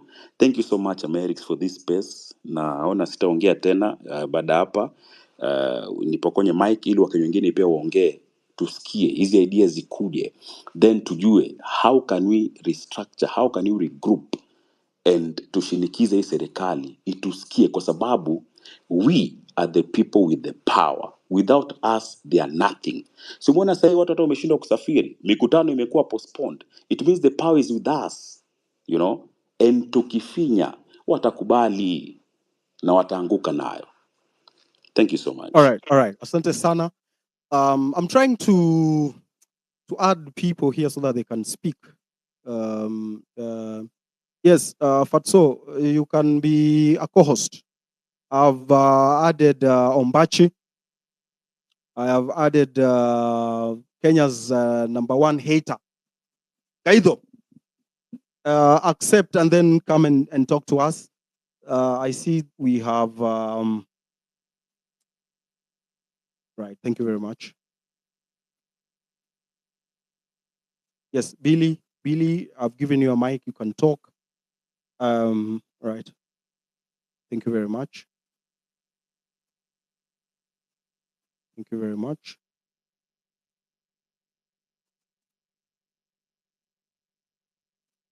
If you have a mic, you can go on.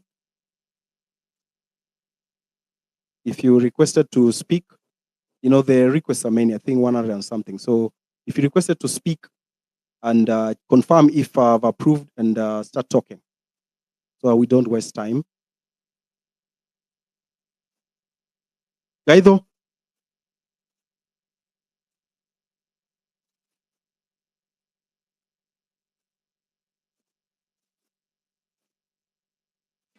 Amerix, they look like they're listeners from my side. They look like the what? The listeners, they're still listeners. Bado ni listeners, hawajakuwa speaker kama Gaido. Hata Ombachi. Unaweza ninyang'anya speaker so that at least wakuwe na space ya kupata the mic. Okay. So you can drop me from the speakers list. All right, let me do that.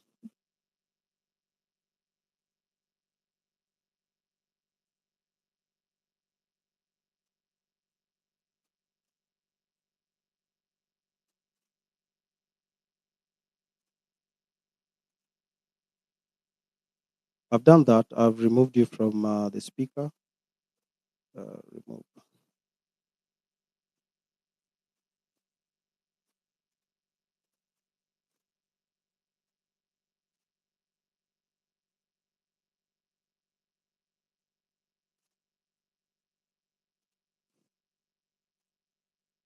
Billy, are you still there as the speaker? Yeah, I'm still seeing myself as a speaker. Okay.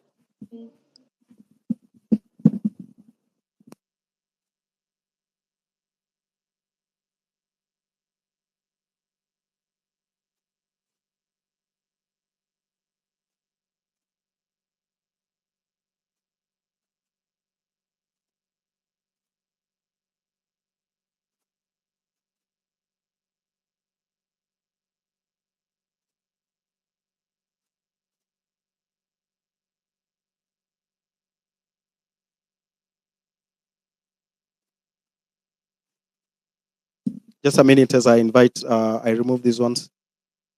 Are you still a speaker?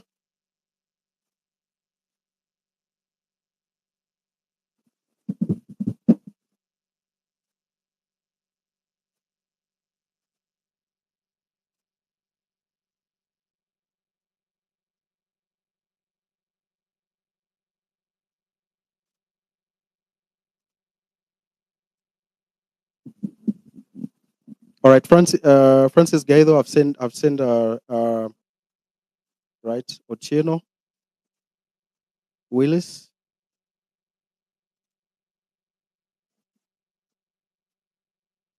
I think it's now sorted.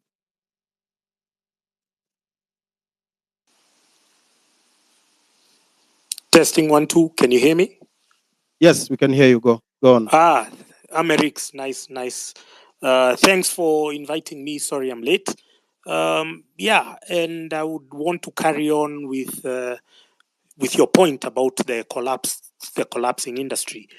You were talking about the sugar belt. You were talking about all the companies and all the outgrower farms which were supporting smallholder, farmers and whatnot.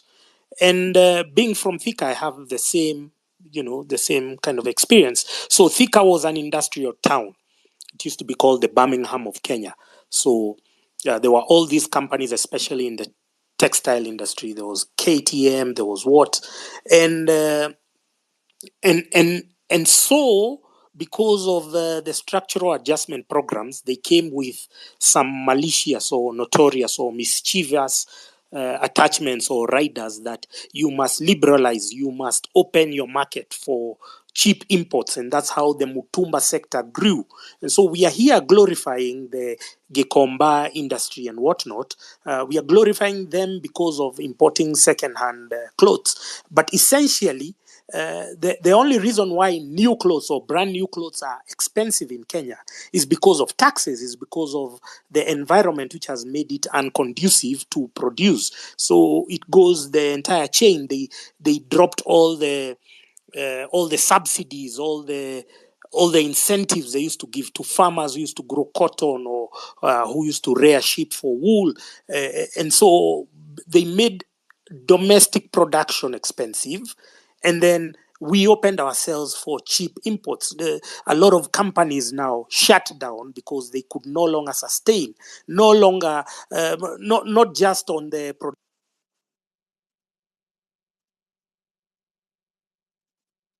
So I've seen Thika move from being, that semi-urban, plush town into being just another, shithole town.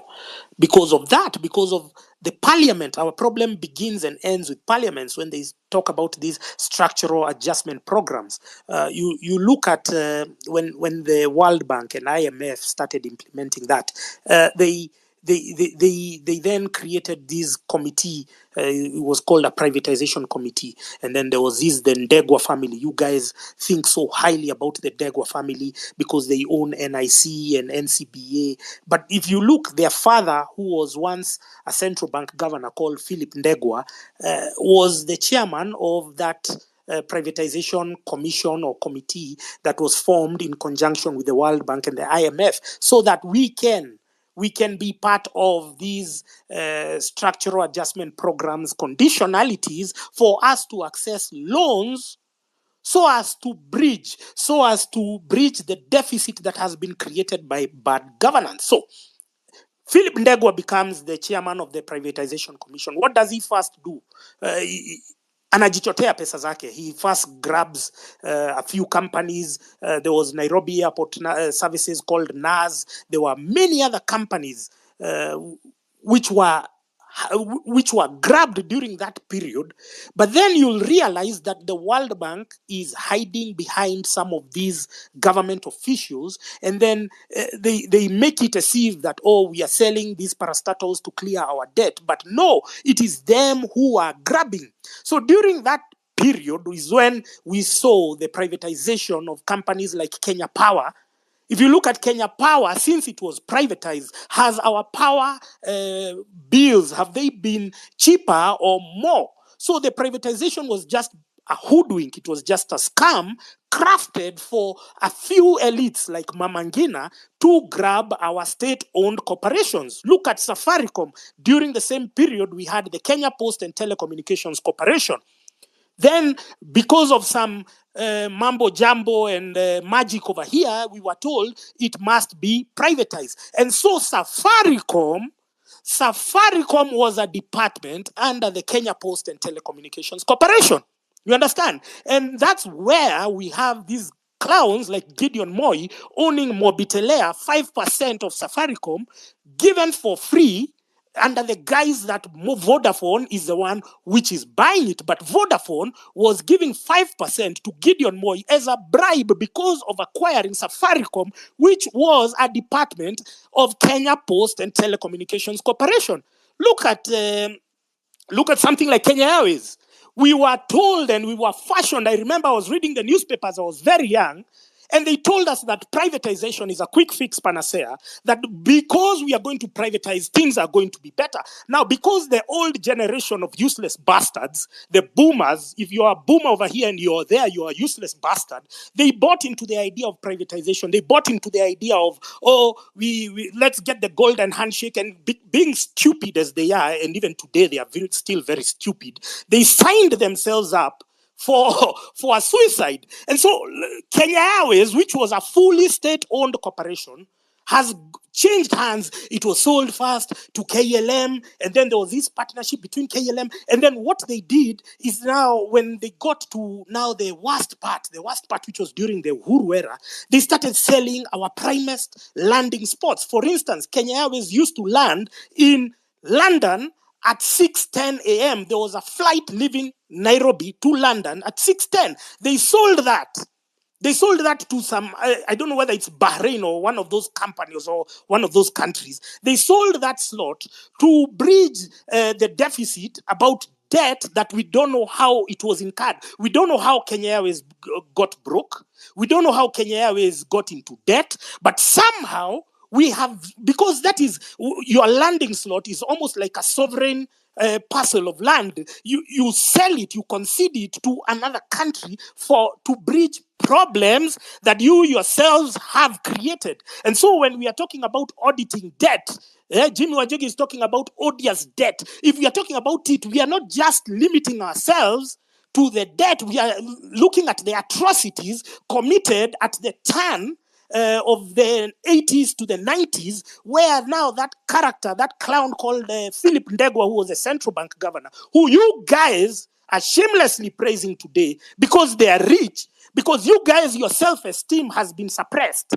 You are praising that clown, saying that they are rich, but they themselves stole their wealth is accrued. I used to read articles that Philip Ndegwa is rich. He was the first Kenyan to bank 1 billion. How are you banking 1 fucking billion?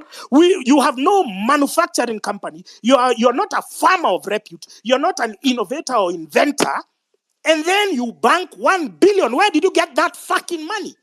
These are questions when anytime we confront the ruling elite, we tell them, hey, can you tell us how you acquired this money? Because there was a time they used to flaunt their money. They used to flaunt these stories. Oh, I used to read those silly, nonsensical stories by somebody like Jenga Karume. Jenga Karume says, I used to sell charcoal. Who the fuck would believe that charcoal would make you a billionaire? Those are not, unless you're exporting that charcoal to Mars or to Jupiter as an alternative energy source. But we've been fed with lies. We've been fed with cock and bull stories pushed by the mainstream media, shameless journalists, shameless editors who have you just run with any rubbish. You don't want to question how this person acquired this wealth. They were in government.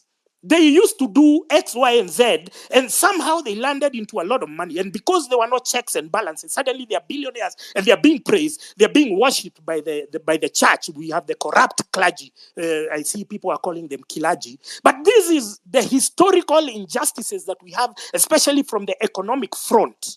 It has to be all the companies that were grabbed by people hiding behind the narrative of privatization. The people who hid behind the narrative of a golden handshake. People were told, hey, you take a golden handshake. You'll go home. And by the time those guys were taking a golden handshake and leaving state-owned corporations, which were permanent and pensionable, they went to the villages and went to rot there to die. So this is, now we get to the sugar belt. Amerix was talking about it. He has grown up from there. His family has, I'm from the coffee sector. The coffee sector has supported me. Somehow it collapsed. And you are talking right now, you go to Kiambu Road right now, all the coffee is being chopped down, is being turned to real estate. Why? Because of structural deficiencies created by these fucking members of parliament, the guys we are entertaining, the guys you guys think are gods or something. They go and pass laws which are passed or which are crafted or which are conjured somewhere, and then they come and now start cooking narratives and telling you what. I was telling you about sugar. There was this clown called Ivan Skidero. Ivan Skidero, by the time he became the Mumia's sugar CEO, he is from the sugar belt, but the interests of the farmers were the last thing on his mind. He wanted. By the time he got there, he went to maneuver his way into getting import licenses so that they induce closures of the main sugar production, Sony, Mumias, and whatever, so that when they are shut down, they've been shut down under the guise of, oh, we have maintenance and whatnot. I think you used to see those whatever. Then they would import. Now, those sugar import licenses used to be approved by parliament, by idiots like who? Like Bonnie Kalawale. Like this other idiot, what's his name? This Waluke. Those guys who pretend that they are members or they hail from the Western region were part and parcel of the destruction of the sugar industry. And I don't understand how you guys still worship them. How do you allow an idiot like Bonnie Kalawale to address you in a funeral or in a whatever? How? Because he has been part of the destruction of the sugar sector. The sugar sector in the coffee sector in Mount Kenya has been destroyed by none other than fucking MPs from Mount Kenya region. So our problem begins and ends in parliament, but parliament has been an extension of the executive. And so what you needed to do, you just needed to go to treasury. You meet the bureaucratic pieces of shit in the treasury. You tell them, oh, this is how much you're getting. Can you sneak this amendment into the finance bill? And so finance bills every year and what you used to call the budgets became an overhaul of our entire economic structure.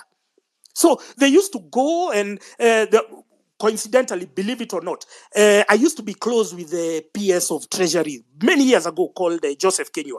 And one day I met him at his house and I told him, can we do a proposal for football? So we wanted, because my background is football, and we wanted to launch our sporting renaissance on the model of Britain, so that the government kind of like co-guarants the building of infrastructure. And I gave him the proposal, and then he organized a meeting for me at Treasury, and I met the budget committee. And I remember going, and I was very young, it was around 2008. And I remember going there, I was just finding guys, it was like Muhindis and it was just foreigners who were there, who went to give their budget committee. But I went, I spoke to them, and instead of doing my project the way I had presented it, because it would have created a lot of jobs for the young people and we wouldn't be having the problem today, what did they do? They passed a law using my proposal where every constituency got 1 million shillings for football. I'm seeing some MPs who are in office at the time, they will tell you they got 1 million shillings for every constituency for football. Just know that was my proposal that was implemented inversely, because we are dealing with a bunch of stupid idiots in parliament, bureaucratic pieces of shit. And when we are saying that we want to get rid of and we want to overhaul our economic structure, we have to start with Treasury, we have to start with Central Bank, we have to start with the Ministry of Energy and other places where World Bank and IMF have seconded their stooges, their surrogates, to implement policies that are going to fuck us up. That's where we are going to start. So I'm bitter because I can see our Kenyans. I saw Bonnie Kalawale with some young people, and he's the one who has been there with Akina Kidero and Akina Waluke. They were destroying the sugar subsector. And so we are dependent on importation. Like now there was this Galana Kulalu, which has consumed a lot of money. They have only harvested, I don't know, only 100 bags since 2009. Where has that money been going to? These are glaring corruption undertakings by the people who you then now come to worship in church. They come and donate money. They come with words of cash. And you guys are just there worshiping them. You guys are there worshiping them because they are driving big cars. You have to understand that our our oppression is intertwined with the current political establishment. So we need to overhaul everything. I saw some of you useless bastards. You have no shame, and you are saying Matiang'i. Matiang'i is the scandals. He's been there in the Roraka land scandal. He created this CBC, which has messed us up. And you are there without any honor or shame saying, yeah, Matiang'i, because you've been paid a few shillings. Come on, man.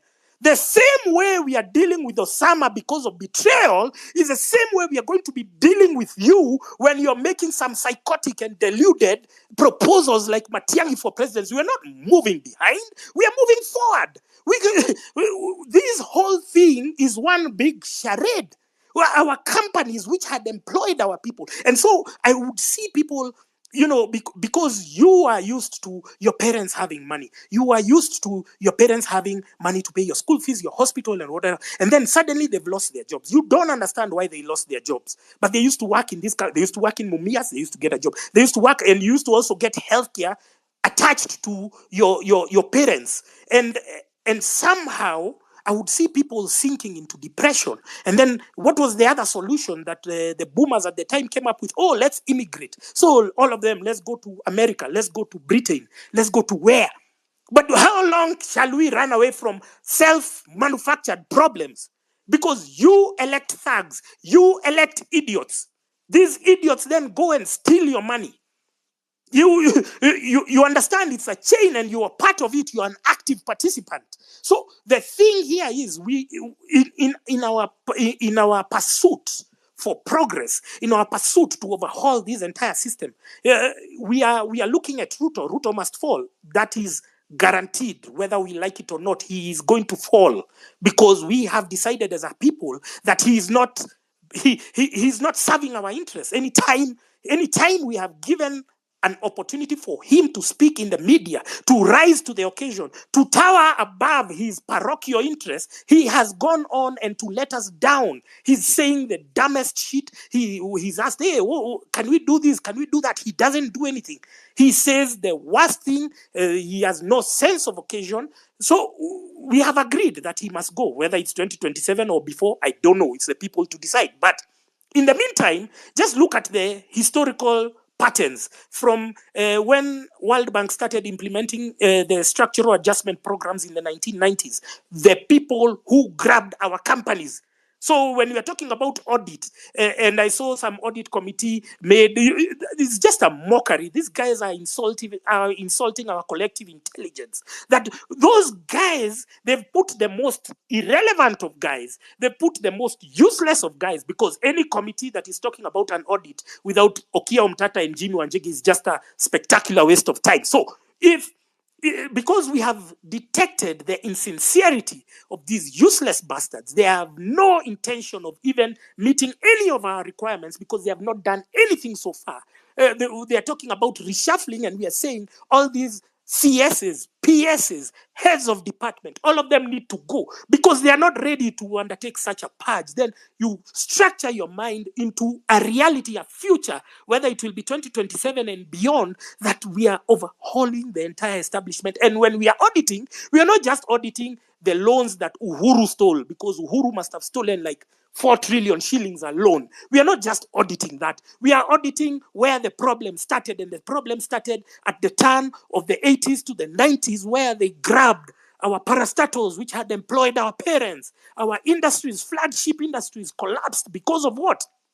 Tourism used to earn us foreign exchange. Coffee used to earn us foreign exchange. Pyrethrum, Sisal, everything, textile industry, nothing, everything was collapsed so that we can favor a bunch of useless bastards called importers. And those importers, sorry, Amerix, give me 1 minute. Those importers are the ones who are the authors. They are the orchestrators of our misfortune as Kenyans. And we must, because they have the power to influence policy, they have the power to influence laws. Your MPs go to the toilets, they are bribed with 10,000 shillings. Can you imagine a member of parliament being bribed with 10,000 shillings? He's on a payroll of 1 million. He has fuel allowance, he has everything, and he's being paid 10,000 shillings in the toilets of parliament to change the laws that is going to affect you. Come on, I'm going crazy over here. Sorry, Amerix. I apologize if I went overboard. I'm sorry.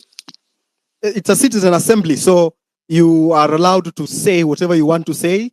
Our common goal is one, our spirit is one, that we must overhaul the establishment. We must drain the swamp, because the swamp has been infested by crocodiles, pests, snakes. If there are people we need to pray for, they are the Kenyan journalists. The other day, I was reading an article that journalists at Standard have not been paid for 8 months. It is really, really heartbreaking. You can imagine a journalist is supposed to wear very good clothes.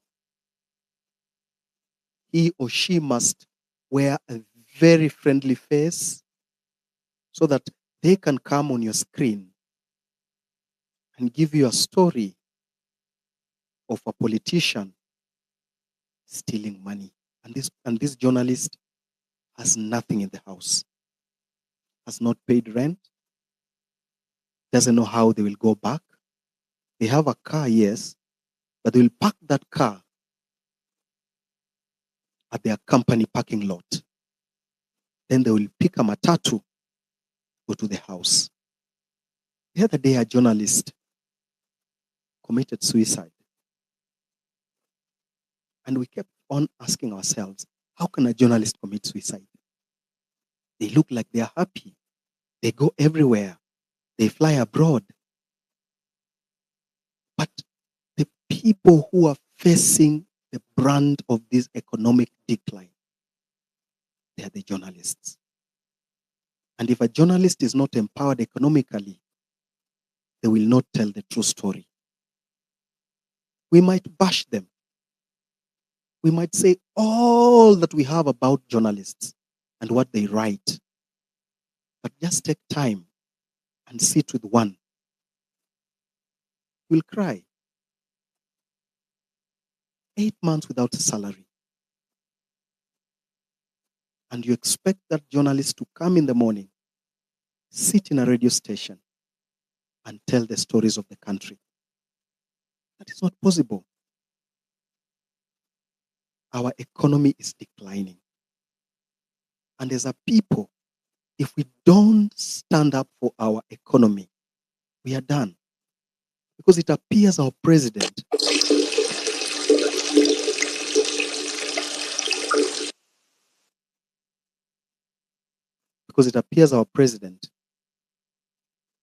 looks like a captive of other forces. That is not normal. The other day, UK did its election. They removed the World Economic Forum puppet and put there another puppet. They have jumped from a frying pan to the fire. Because this current puppet, the current prime minister, is the one who has been going around the world telling people about green energy and things like those. But goes to those meetings in a private jet. Ombachi, welcome. Asante sana. First of all, thanks Gaido. Gaido, you know, watu wengi si ubash Gaido hapa hivi Twitter, but he was amongst the first guys na yesi wa kwanza. Hiyo movement tayari ilikuwa imeanzanga TikTok a while back, but Gaido ndo amongst the first people hii stuff ilianza kufesta upon them. But mimi sina mingi ya kusema. Mimi I usually judge events based on history and the probability of them repeating themselves again.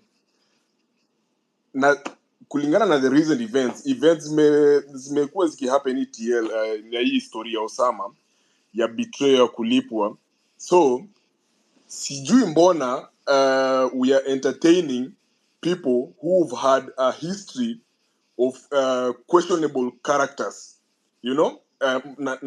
Ndaongea straight to the point. Sijui kama Nyakundi naona uko hapo co-host. Nyakundi wewe ni extortionist. Nakumbuka there was someone here hapa hivi kwanza ameongelea story ya footballers. Nikasema ikaniuma, nikakumbuka hata mimi there was a time mimi na William Baka we were fighting for the right of players hapo union ililipa Nyakundi akaanza kututrash. Nyakundi, wewe ni extortionist. Wewe tuna welcome your efforts kwa hii movement. People like you should be welcomed. Yes, but you should not be given any self importance. Wewe fanya kazi yako kwa sababu umeamua kufanya kazi yako, because you're fighting because of what you believe. See it in the agenda, it's just facts. Maybe you mean well, but at this point you can't take chances. We already know from history what has happened in Osama. It will deflate movement. As much as I try to admit, ilikuwa momentum kidogo, but the good thing about it is it told us there are Trojan horses, ama there will be more Trojan horses in future. Wenye saizi bado si Trojan horses. Kuna watu bado wakilipo watadu the same thing. So why not? Watu wamekuwa wakilipo kufanya vitu kama hizi before. Si tulikuwa nafuatia retro players, wewe ukalipwa. Ukaanza hiyo time hata hatuko Twitter. Tunaingia Twitter hivi, unaingia mtu anafungulia Twitter na kuambia Nyakundi anasema hii nini. Hiyo tunajua tu ni union ilikulipa.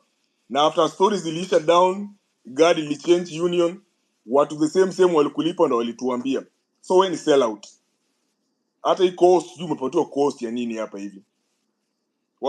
This is what is wrong with our society. Tunajifanya tunafaitia what is right, but the same people who are fighting for what is purported to be right are not right. Nyakundi, wewe na Alai kaeni kando. Nyinyi mko group moja.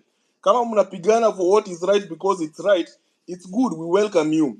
But we won't waste our time and resources watching you guys while you're on our safe side. Heri tujue nyinyi ni wabaya, hata kama mnafanyia kitu mzuri. Tukipatana huko mbele, tukisha achieve goals zetu, tutakaa chini to celebrate pamoja. Lakini as for now, there's less the movement tuache kupatia people who've had a history of being turncoats and audience. Tafadhali, mimi hata sina hati advice mingi. Mimi sasa ni kuambiana tu ukweli hapa hivi. Moving forward, kama mtu amekuwa na issue ya integrity, na integrity ndo one of the things, corruption ndo ati tuko kwa street watu wanakufa tunaandamana. Wewe kazi yako ni kupatiwa pesa na politicians, unakanyagia stories zenye zingetusaidia mpaka hatungefika penye tuko hapa hivi. Alafu kwa hapo unataka kujifanya tunafaitia watu. Sikuchukii by the way, mimi hata grudge, mimi siyekangi grudge. Mimi ni mtu ucheka tu na inaisha, cause najua ndakupata hapa mbele na nimekupata leo. So stop the pretense. Hata jitoa tu co-host, wewe usikize kama watu wengine, enda maandamano kule tiagas kama raia kawaida. Wacha kujifanya leader, you are not a leader, you are a sellout. Mr. Ombatah, it's very ni ukweli tunataka kuambiana. forum into this is a public forum, but It's a public forum. Sijamaliza kuongea basi. If you want to make personal attacks, we can. It's not personal attack, it's history, it's facts. Unaweza dig kwa tweet zake uzipate. Mimi sijui. But if you want to talk about, I think everyone here who has been on this platform over the years, they know that my history on this platform and any other platforms. Kwani nani anaongea uni Amerix? Unajua Amerix sije kuwa co-host, hata watu na mwache kunitumia DM siju kuwapatia watu mic. Everyone knows my history on this platform. No, I'm listening. Mimi siongei. I'm just listening. It is a citizen assembly. I don't know how you want to sort it. Sauti yako inakuanga hivi. Jana sikusikia kwa space. Nimekuona tu kwa space nikasema hapana. Hawa ndo watu wanatumislead. Hawa ndo the new Osamas. Yes. You're a very... It will happen before it will happen again. Na mimi nimewaambia. All right. I'm listening. Go on, Ombatah. You need to finalize. Oh yeah, sikuwa na mingi, nilikuwa nawaambia we should watch the thing, and the easiest way ni vile tulisema hiki kitu ni leaderless. Tuache kujipatia self importance ati we are hosting a space with Amerix nini. Lakini the most valuable point nimesema, let us have people on our side. Let us judge them the way we want to judge the politicians that we are saying we want to kick them out. The way we are judging Sudi, the way we are judging Murkomen, the way we are judging anyone, other the way people have already judged Sifuna today based on a history that's 30 minutes old. Kama ni hivyo, democracy cuts both ways. Tukue honest with each other. Me, I'm a truthful, honest man. Tukue honest with each other. Me, I'm not a good person or the best person or whatever. But the thing is, I know I'm honest. Chenye itakuja kwa mdomo nitasema, akili kiprocess. Kama ilikuwa mbaya ndakuambia pole baadaye, na tutaelewana, maisha itaendelea. So those are facts. Mimi chenye nasema, Nyakundi, wewe ni sell out, unatuenjoy. Wewe ukilipwa saizi, wewe utatugeuka. Mwache kudanganya. Ni kama alai ujue kuna space. Sijui kama kuna mtu hapa alikuwa kwa hiyo space. Nilianza kuongea hivi, nikaanza kuongea, nikaanza sasa kuchachisha watu, wakaanza kuchachisha. Kumbe jamaa alininyongea space, nimechangamka, nimeongelesha mosquito 30 minutes. Ndo nashangaa. Na hii hata nikiangalia TL hata sioni nini inaendelea hapa hivi. Kumbe jamaa alishaninyongea. Alafu kesho yake ndo unakuja kuona jamaa na tweet vitu zingine hot and cold. Ndo nikaangalia hivi nikasema, huyu jamaa ni sell out. Hata nikaanza kujiuliza nini mbaya. Mpaka watu hata I don't agree with them. Mtu kama Asamo. Ndo nikauliza Asamo, bana, huyu jamaa wenu kwani anakuangaje hivi? Because mimi mimi sikuwa najua history yake. Nyakundi mimi nilijua kwa sababu yeye alilipwa atanishi jina yetu. Kuna hizi hata ukiingia kwa tweet zake utapata kama hajadelete. So mimi sina mengi ya kusema, ni kupoint out makosa. Mimi niko kama mtu mwingine kwa hii movement. Natokea kwa street to do my part, lakini nikiona makosa yote mahali, whether uko juu ama uko chini, enye niko in a position ya point out, I will point it out. Ndio isikuje bite uko mbele, alafu nianze kusema, by the way nilikuwa najua hii story ati watu wanakuja wanaanza kusema huyo tulikuwa tunajua ni sell out. Mbona huku tuambia? Wewe basi pia wewe, even you are a sell out. So mimi sina mengi ya kusema, ni hayo tu, na I think ni hiyo tu nimesema. Ukiniweka hapa hivi utapata zingine. Asante sana Deno. Nashukuru sana. Thank you for joining. Are you still in China? Niko China mazee, na hapa ni 3 sasa hivi 3:30 na bado silali. Hii space hii ni hadi kesho. Asante sana.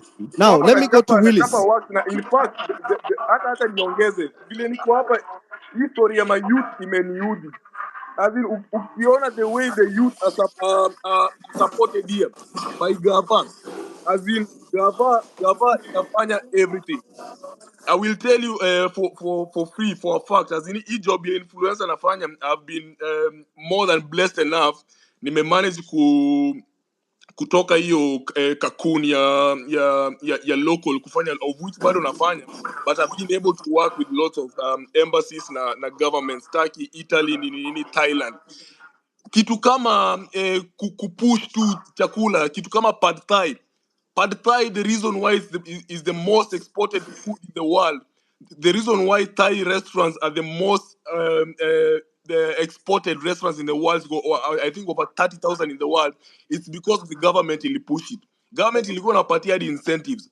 Hapa China unakuja hapa hivi, wameunda tu mpaka cities tu ziko empty, za kama unataka kushoot movie, wewe unaenda unachukua license, aulipi, unaenda unachapa wera yako, unarudi. As in Gava inadu vitu mingi sana. Hata kuna vitu zingine za upuzi kwanza nimeona mpaka inaniuliza swali mpaka sasa nashangaa sasa, mbona unajua nimeenda public, nimekaa fala sana. Nimeuliza jamaa hapo hivi kwa town, sasa tuko hapa Sichuan Chengdu. Akaniambia public toilet uko huko hivyo. Sasa mimi niko na card. Nikamuuliza sina do ya kulipa, naweza swipe, na vile visa hapa inasumbua kwa duka zingine. Mimi nashangaa watu wanacheka nini? Kumbe hata public toilet ni bure. Nashangaa kwani sisi tunabebwa ufala aje? Anyway, hata ni mazi. All right, asante sana. Thank you very much Deno, nimeshukuru sana. Let me invite Willis. Willis. Thank you very much, Amerix. Karibu sana. Willis Otieno here. Yes. Piki Ponki. Karibu. The first thing I want to point out is that it's good that you start this. We continue this conversation, because what you are doing is you are now giving citizens a platform where they are going to be discussing their issues beyond the political class. And the challenge we have in this country is that our politicians have always thought that they are actually lords over us. They are not. They are actually our workers. When you talk about the money that they spend, the lagis that you see them flashing around, that is money that's collected from the border guys, collected from you when you go and buy sweets, you go and buy anything you buy. It is your money that is collected to a common pool, and then they don't use it to your benefit. And it is important that we note that when we breached parliament last week, the Kenyan people took sovereignty into their hands. What the political establishment is trying to do is to take it away, to take it back from you. And they are going to do everything possible to try to get that power back from you. It is our responsibility not to hand it over back to them until the day we'll go to a ballot and we elect a group that we believe will recognize that the people are superior even to the constitution. Right now, the president thinks that he is the most superior being in this country. He is not. He is merely a servant of the people of Kenya. William Ruto will come and go. In fact, the question we should be having at this point in terms of William Ruto, is he going before 2027 or is going in 2027? Going, he will go. That we've passed. What we must engender in our governance is that going forward, you must understand what we call the People's Charter. And that People's Charter, I normally summarize it to be one thing. It is about the welfare of the people and giving human beings, the people of Kenya, dignity in whatever you are doing. So anything that anybody does that does not give dignity to the individual, you must take it away. I've had the conversation about some within the space who will betray the movement. Whenever I talk to the politicians who are in the 1980s and the 90s struggle, they will tell you that they were betrayed by the most unlikely quarters, people whom they didn't even expect to betray them. Allow me just to give an example, for example, of Raila Odinga, who once mentioned one of the people who, when he sent an emissary to pass a message that he was in detention, that emissary, when he reached to a close relative, the close relative told the emissary, never come back to me with a message from Raila Odinga. And that is his close relative. He disowned him because he feared for himself. There are others who also decided to sell their fellow detainees just because you are offered 10,000 Kenya shillings, 100,000 Kenya shillings. So we will expect also in this particular quest, there are so many people in this space who will sell the movement for personal gain. But I assure you, what we are going through, there is nobody in Kenya who has ever gone through this process. In the sense that it is now the people of Kenya in their collective without a leader who are determining their future. And that future is premised on going forward. Our governance will be about us, not about the people we put in office. And anybody assuming that office, anybody who's going to be paid to betray this cause, I'm not cursing you, but I am promising you, you shall fail. And we will be here to witness the collapse of that enterprise. The third thing I want to point out, I've heard what Denoa said about Cyprian. I will not want that we spend too much time discussing personalities, but as at least Denoa said, he just want to put it out there so that we also do our own self-introspection. You may have heard at some point in the past, but nothing stops you from picking up the piece and saying, for the common good, for the better of the entire movement and the people of Kenya. Because when Kenya is great, it's great for all of us. You are now going to have leave that past and focus on this movement that is going to achieve a unity and a new country that makes sense to all Kenyans. Kenya must now make sense to all of us.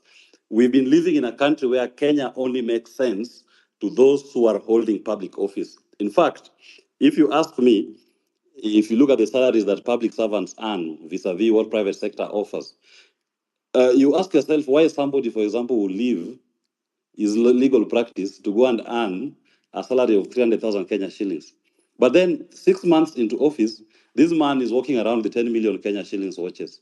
This man is negotiating in advance to buy land worth of 100 million Kenya shillings and saying, I will pay you. Even if he was to take a loan, if he was to appear in any bank with his payslip, no bank will give him that loan. It simply means that he knows leaving private practice to go into government service is now an opportunity for him to accumulate for himself. And we must reject that. And that is what we are rejecting on the streets. Let's go to tactic. You witnessed today when the concert was being held and the young people turned up in their numbers for that concert. There was no act of breach because you caught the politicians, the near-doers, flat-footed. They are used to the usual rigmarole that you go to the street and they send policemen, they throw tear gas at you, they baton beat you up, throw water cannons at you. But we must now have ingenious ways of organizing that we will create a national mood that even the police at some point will be the ones on the street demonstrating, not the people of Kenya. Because what we are saying and what they're being asked to do to us when we are out in those spaces, even them, they love self-introspection. And you will witness it. The police will put down their guns and they will say, these people are not fighting for themselves, they're actually fighting for the country. And as we are also part of that country, politicians cannot misuse our police force again. There's a point, Amerix, you raised, and I agree with it totally. We are going through the third and final liberation. And all Kenyans need to understand that. This is the third and final liberation, the economic liberation of man. We got our first liberation in 1963 when we attained independence. And that was purely a case of black people, Kenyans, electing their own to lead them. Then beyond that, we never got full political independence. And that is why the Matibas, the Rubias, Orengos, Railas, Muites went out to the streets to agitate for the repeal of Section 2A. They got those political rights, and I do believe, as guided by my party leader, that our political quest was settled in the year 2010 when we got our new constitution and we established the systems of government and we established even a Bill of Rights for the first time in our constitution. What we are going through now is there's been an attempt to claw back on those political rights. But those attempts, as witnessed from even the Supreme Court decision in 2017 nullifying Uhuru Kenyatta's theft, and certain decisions that have come from the courts have been very progressive. But don't for a moment think that the judiciary as a whole is open to this. Of course, there are some elements in the judiciary who will still try to claw back and try to eat back on people's rights. You witnessed, for example, when we were doing the housing levy case last year, and Justice Thande very courageously issued an order to stop the collection of that levy. The Court of Appeal followed up, and even when they had the appeal, they said, no, this levy is illegal, you cannot collect it. But William Ruto and his people proceeded to collect the housing levy using what they were calling the Affordable Housing Act. Now, remember this. At the time when the levy was introduced in Parliament through the finance bill, there was no, and the court stopped it. They had collected money almost 6 months into the financial year. They retained that money. They should be returning that money to all Kenyans who paid it, so that even if their new act were to pass, the collections should be in the coming financial year, not backwards. And look at what they did to Justice Thande. Within 2 weeks of a decision, she was transferred to Malindi to become the judge there, removed from the Constitutional Division here in Nairobi. And they hope that they are going to get judges who will be acting as gatekeepers when action is brought against executive excesses. We cannot relent. We will follow all these judges and make sure that they live true to our constitution. The final point I want to make, Amerix, is this. No, maybe before the final one. Let me tie it to what you said. In this citizens' conversation, we must, at the point of electing a new leadership, make sure that we are also clear on the system of governance. Are we being undermined by the party system so that when people are elected, they are more beholden to their political party than to the people who elected them? Look at William Ruto and his Kenya Kwanza members of parliament. First, they go to parliament. Kenyans give them their views. 99% of the memorandum and the people appear before them tell them this finance bill is bad, reject it. They ignore. In fact, Kimani of Molo has the audacity to say we will not even touch that question of motor vehicle circulation tax. That thing must be in that bill. They proceed to pass it.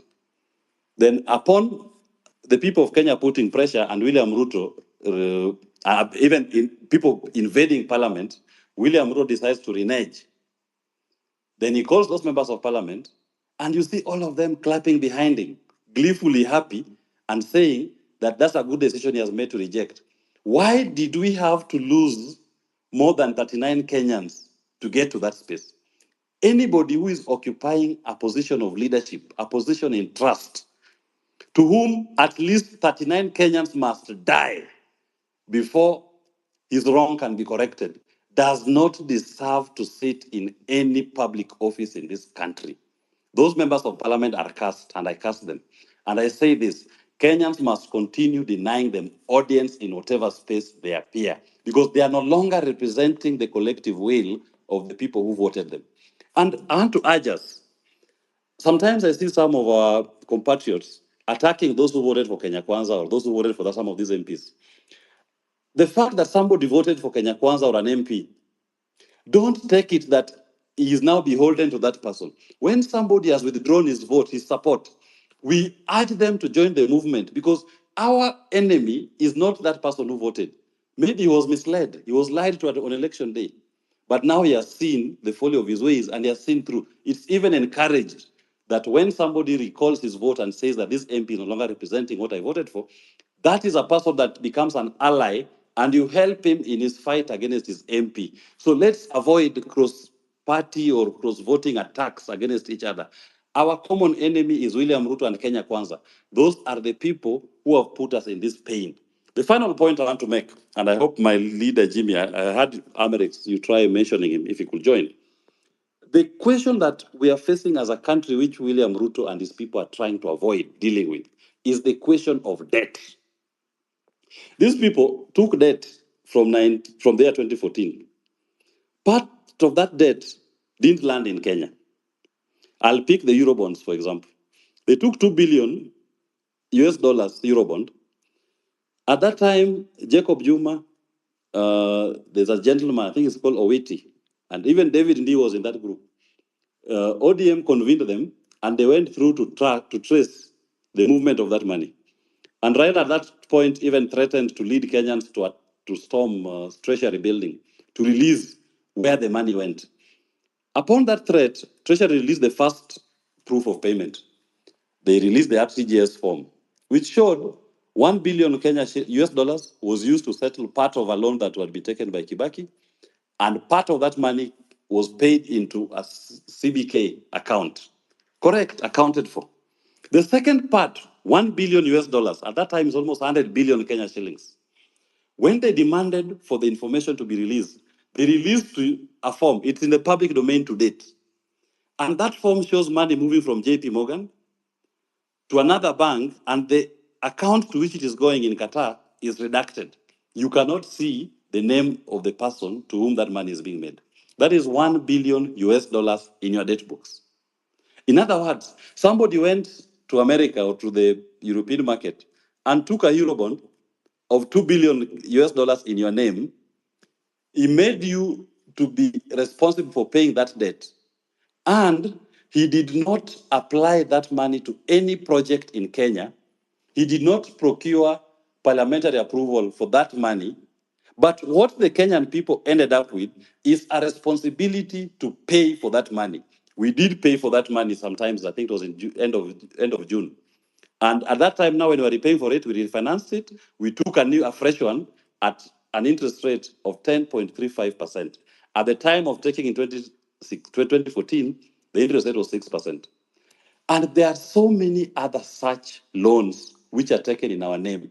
If you go to our PFM Act, it is very clear. You can only borrow money for a project. You only borrow money for development. You are seeing Kenyan government every day issuing, every week they issue treasury bonds and bills. They're telling you this bond and bill is going to finance which project. You are just saying 20 billion floated. People take out that loan and they come back to you. When the bank takes the loans, they're using my money that I have deposited in the bank. Then they go to my government to take a treasury bill or bond that is not pegged on any project. Government takes it to eat it. Once they eat that money, the government comes to me and you and collects an exorbitant interest rate to pay for that loan. Now, interest rate is at 16%. When they take that interest rate of 16%, they do two things. Number one, you are burdened with a high interest rate that you're going to pay from your tax money. And number two, even if you wanted to do your own project as an individual, they know here I wanted to go and expand his food business. He goes to the bank tells him, they know, I will only give you a loan at an interest rate of 22%. Why? Because the bank prefers to lend money to government because government will pay for that money and will come back to the people of Kenya as a sovereign to cushion it. They know it's seen as now a credit risk. In fact, you are not even wanted in that banking space. Now, many Kenyans cannot access capital because of government borrowing illegally in the domestic market, burdening Kenyans with high interest rates, and denying them an opportunity to even borrow for their own private ventures. That is why you are not seeing any development. What today, as we speak, what is stimulating development in this country? If government is not doing any project, where's the flow of money? When I'm not putting up, expanding my law firm, or somebody is not expanding his business, where's the flow of money? Because I go to a bank to take a loan to put up a fish farm in Kisumu. That bank will tell me they want an interest rate of 20%, 25%. Why? Because government is borrowing at 16%, 17%. They rather lend to government. Now, I cannot access that credit. The government money that was borrowed was used to Fuliza, to eat, was not used to build a road, to build a bridge, to build a dam. It was all eaten. So we must be very careful as a country and decide, number one, any money that has been borrowed in our names that was not done in a way that conforms with our laws, that money, we have no responsibility to pay for it. It is an odious debt. If we go that route, and I do remember when I was in Mozambique, when President Nyusi had just been elected, there was something that had been taken similar to our Eurobond. It was called tuna bond. Again, 2 billion US dollars that was taken in the name of the people of Mozambique. The money never came into Mozambique. They were only told to pay for it. So some public-spirited members of the public, civil society groups, went to court and they sued the Attorney General and their parliament. Their parliament was saying that tuna bond is legal. We must pay for it. The AG was saying that tuna bond must be paid for. But the people of Mozambique were saying no. Where was parliamentary approval for tuna bond to be taken? Bring it to court, none existed. The court in Mozambique said that loan is illegal, it is odious, and the people of Mozambique will not have to pay for it. Do you know what happened? Credit Suisse collapsed. They had to pay that money. So even us, we must look into our debt books and say, anybody who took money in our name without following our laws, you took money that didn't apply to any project. It is not the responsibility of the people of Kenya to pay for that loan. We must unshackle ourselves from this yoke of oppression, both internationally and locally. Internationally, they are the Eurobonders, that is the Paris Club, the London Sovereign Group. Locally are the domestic banks. We must start asking them, when you are taking a loan from the Kenyan government, what is the project that that loan is funding, number one? Number two, where is the parliamentary approval for that loan that allows government to float a bond or a bill? You saw William Ruto last week on TV when he was saying, because you rejected the finance bill, I will now borrow 1 trillion Kenya shillings. I mean, how can someone casually commit the people of Kenya to take a loan of 1 trillion Kenya shillings? He's not even told you what loan, what project does he want to fund? He's not even told you where's the parliamentary approval, but he's telling you, I'm going to take a loan of 1 trillion Kenya shillings. You people of Kenya, you must pay for it. You must tell him, no, we are a country of the rule of law. The sovereign people of Kenya have even said in rejecting the finance bill, if you think that this country will only develop through loans, then suspend that development. We don't need it at this particular point because you are taking these loans and applying it to things that don't matter to the people. You are not building any new road. You are not building any new bridge. You are not building any new dam. So we must be able to call him to order. Another thing that I must mention, this space that we occupy, we must jealously guard it.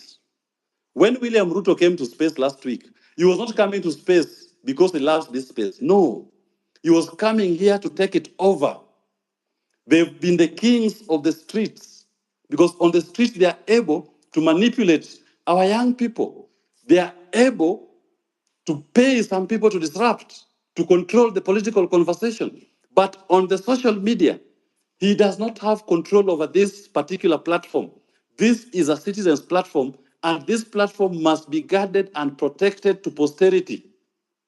Any politician who will come here or who will come into leadership in this country, even myself who has said I should be compared with Rigathi Gachagua, I believe I'm a better deputy president than him, if the time came. That politician must be told, you are not coming here to be our boss. You are coming into public space to be our servant, and you must be reporting back to the Kenyan people on space. You must hear that bullshit that they tell you every day. You must hear when they tell you fag off. You must hear it. You must respond to everything they're saying, whether you like it or not. I'm not agree to the use of a particular type of language, But the Kenyan people who have put you in an office have a right to express themselves in the best way that they know how. If somebody's best way to express himself to say fuck off, then you must fuck off and listen to him. You must give him the respect to express himself, and you must do that which you believe is going to give him dignity when it comes to their governance. And finally, the point that you raised, Amerix, I say this.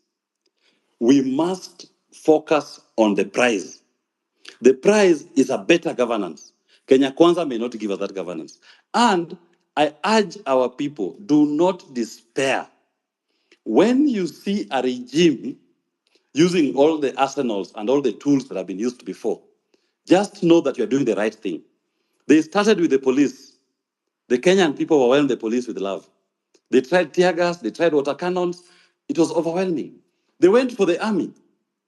You are told now the army is out on the streets. The Kenyan people are overwhelming the army with love. Because these are people who are just appearing with water bottles and flags, saying, we are fighting for a better Kenya. Now they've resorted to the last arsenal that's normally used by falling regimes, is to start getting goons to infiltrate, try to buy some of who are perceived to be the spear leaders or the ringleaders of the people was that is not a leader, Ahmed is not a leader, Deno is not a leader, Wanyakuni is not a leader, Otero was not a leader. There's nobody who is leading this thing. So they are finding it difficult to infiltrate. They will take one today, Osama today, but tomorrow a new Osama is going to be born. You'll find another. In fact, you kill one Osama, you take one Osama, 100 Osamas appear immediately to fill that gap. So we must guard this space jealously. Don't even spend too much energy crying over the fallen soldiers who will have been bought by the regime. Our tears should only be reserved for those of our Kenyans who've been killed, the Rex, the Basilisk, the Dr. Margarets, who've died when fighting for a better Kenya for all of us. So let us please focus and let us make sure that we do not relent. And to our members of parliament, some of them who may be on this platform, you must now understand one thing. Power is in the hands of the people. Don't vote as a robot, that something is brought before you and you just vote. Sometimes you may have made a mistake. And I always say, when somebody makes a mistake, I'll forgive you the first time. But your conduct post that mistake. If, for example, the conflict of interest bill that was passed by a Senate, if some members feel that they never fully understood it, nothing stops you from bringing an amendment bill or even introducing amendments that furthers the good of the people. Take it back to Senate. Let us stop spending too much energy explaining ourselves out there for actions that you've done on the floor of the house and you're not correcting it. I, as a person, I have no faith at all in our parliament. In fact, where I sit, I believe when the Kenyan people occupied parliament, we were done with the parliament. And nothing will come out of that parliament that is for the benefit of the people of Kenya. We are done with it. Our next phase was to occupy State House, which William Ruto stopped by bringing the army and the goons to infiltrate. An occupation of State House does not in any way mean an insurgency or a coup. It simply means the Kenyan people want a civil conversation on the manner in which they are going to be led. And let us not, when people say, I'm going to occupy parliament, we must, or I'm going to occupy State House, we must be very careful not to start selling fear or encouraging the police or the army to use guns. When somebody says we are going to occupy parliament, what you should be doing is asking the police, asking the parliamentary leadership, can you make sufficient arrangements for the group that is coming, that there's security for the members, there's security for the protester, who has a right under Article 37 to protest. When he comes to parliament, he's given a chance, he's given an opportunity to express himself. If you are going to set the parameter to be the gates of parliament, set it to be the gates of parliament. If it's going to be the lawns of parliament, set it to be the lawns of parliament. But you cannot say, if you come to parliament, we will kill you. And to say this, for these policemen who are currently being misused by the political administration to cause these deaths, I've been in a case, the Baby Pendo case, and in that case, we are suing policemen. We are suing former commanders, OCSS in Kisumu, the ones who killed protesters. They even clobbered Baby Pendo, a 2-month-old baby in her coat, baby coat. They killed that baby. Today we are in court. I've looked at all those policemen in the eye. I've seen the fright in their faces. They are being charged for crimes against humanity. They are being charged under the International Crimes Act. And their charging has been approved by the DPP. Those people are now crying in the Constitutional Court, asking, pleading not to be allowed to take plea. So even to Komi, even to Bungei, when you are deploying police and you're encouraging the killing of Kenyans, please note, when the time comes for you to answer for that, William Ruto, Kimani Ichung'wah, Ndindi Nyoro, or whoever you think is now sending you to do these things or is protecting you will not be there. You will carry your cross alone. Yebei is in court crying today over Baby Pendo. He is facing his day to answer to those charges. And we must document all these atrocities. The beauty is that criminal law, there is no limitation of action. I can sue you today, I can sue you tomorrow, I can even sue you 10 years today, even 30 years today. I can even wait for you to retire before I take you to court. And you will be called to answer to these charges. So anybody who's listening to me, if you come across any police atrocity, any misconduct by a unit sent, just collect the evidence. They may have the gun today, they may have the power today, but tomorrow they will not be holding that office. They will be called to account. And we must use all avenues available. I know there's a team of Kenyans who've even thought of going to the ICC so that the states can open an inquiry into Kenya. Because what we witnessed, this is not police controlling riots or demonstrations. This is a case where somebody has issued an order to the police to go out to civilian population and to exterminate them. When you have men wearing balaclavas and running around in a double cabin pickup, and they're covering their faces, carrying assault weapons. That is a death squad. That is no longer about controlling crowds. That's no longer about providing police. And those are issues that we must take up to either our local courts or even higher courts. And we must push to the end. We cannot at any point, even me, if I fall down and die today, this movement that the people of Kenya have started is bigger than me. It is bigger than William Ruto. It is bigger than Gachagua. It is bigger than anybody who has occupied this political space or anybody who has ever represented the people of Kenya.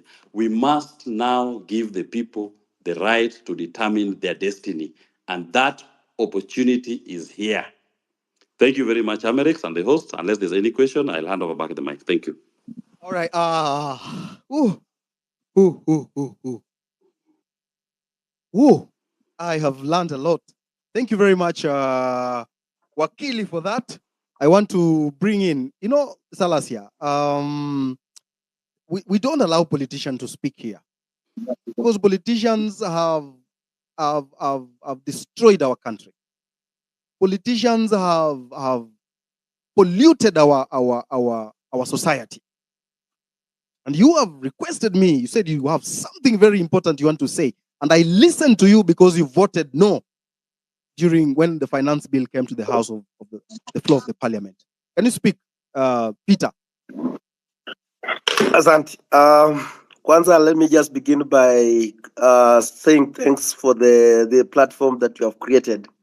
Indeed, when I just started listening from the word go, when you gave your remarks, I was so much impressed because you touched somewhere whereby there is a mess. We have been just trying to talk, but there is a place that where Amerix you touched so deep.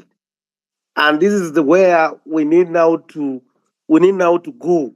And this is the time.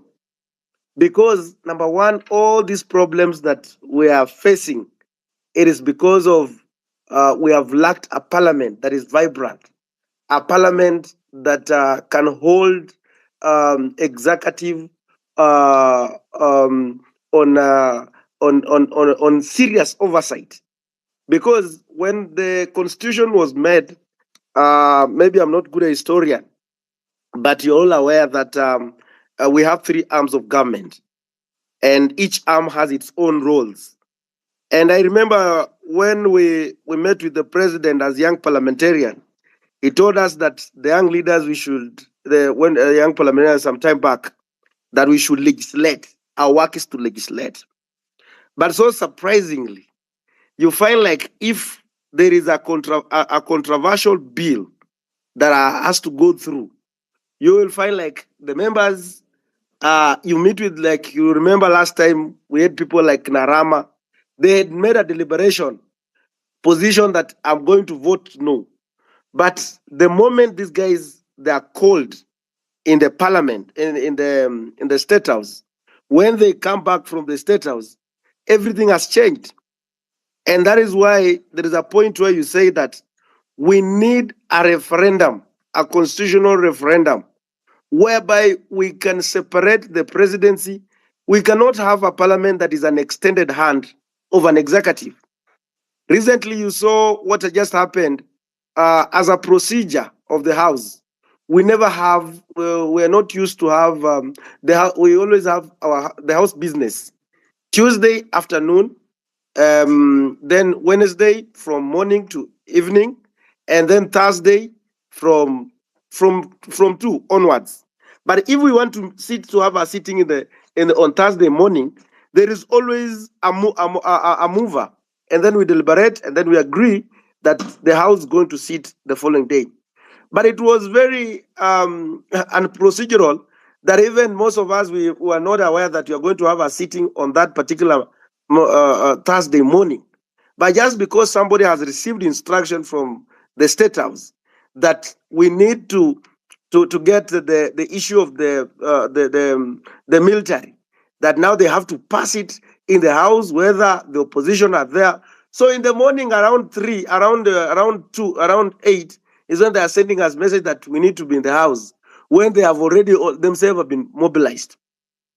There's this issue also they come up with, that the executive can even spend money, some money without the approval of the House that is outside the budget, and just because they receive the instruction from another arm. There is another one that the government can go ahead and borrow money even without there's a figure, without even notifying external borrowing, without notifying even the parliament. So you note that there is a problem, and this problem must be sorted out. There is no independence in the parliament. And that is why I just asked Amerix to request me to come in so that I can also explore, because we are there, like with the first time MP. Sometimes you will ask yourself, why are we not even be able to not to speak in the House? There are those, like there's one who say that there are those who they have stayed there, so they call them. That's why he told when I was going that I cannot be monolized here. I cannot be monolized whatever, and then I come here again, because there are those who call themselves veterans. So you have a burning issue, but to get a point to speak, and then it becomes another hell. And then there is this what you call the patronage of the parties, like parties, and that is where now we have to converse. That is where we have to speak about. Why is it that these members of parliament, like the opposition, this is not about only the government side, but even on the opposition. Even me, at one point, I was removed on from a departmental committee just because of, I don't know, even I don't understand. And you ask myself, why did you? But it's because of some politics that was just happening. And then you also realize that even those who are in the Kenya Kwanza, they'll be told that you have to follow this direction. If not, you're going to be removed from the committees. So that is where we need also to have a conversation. Who gives the powers to nominate members into specific committees? And I want to also thank the LSK. And I was so much worried. I remember even I told I was worried if Faith Adhiambo will accept Odhiambo will accept the welcome to full Kenyans, that they are trying to look at an inquiry commission to look at the issue to do with the debt position of this country.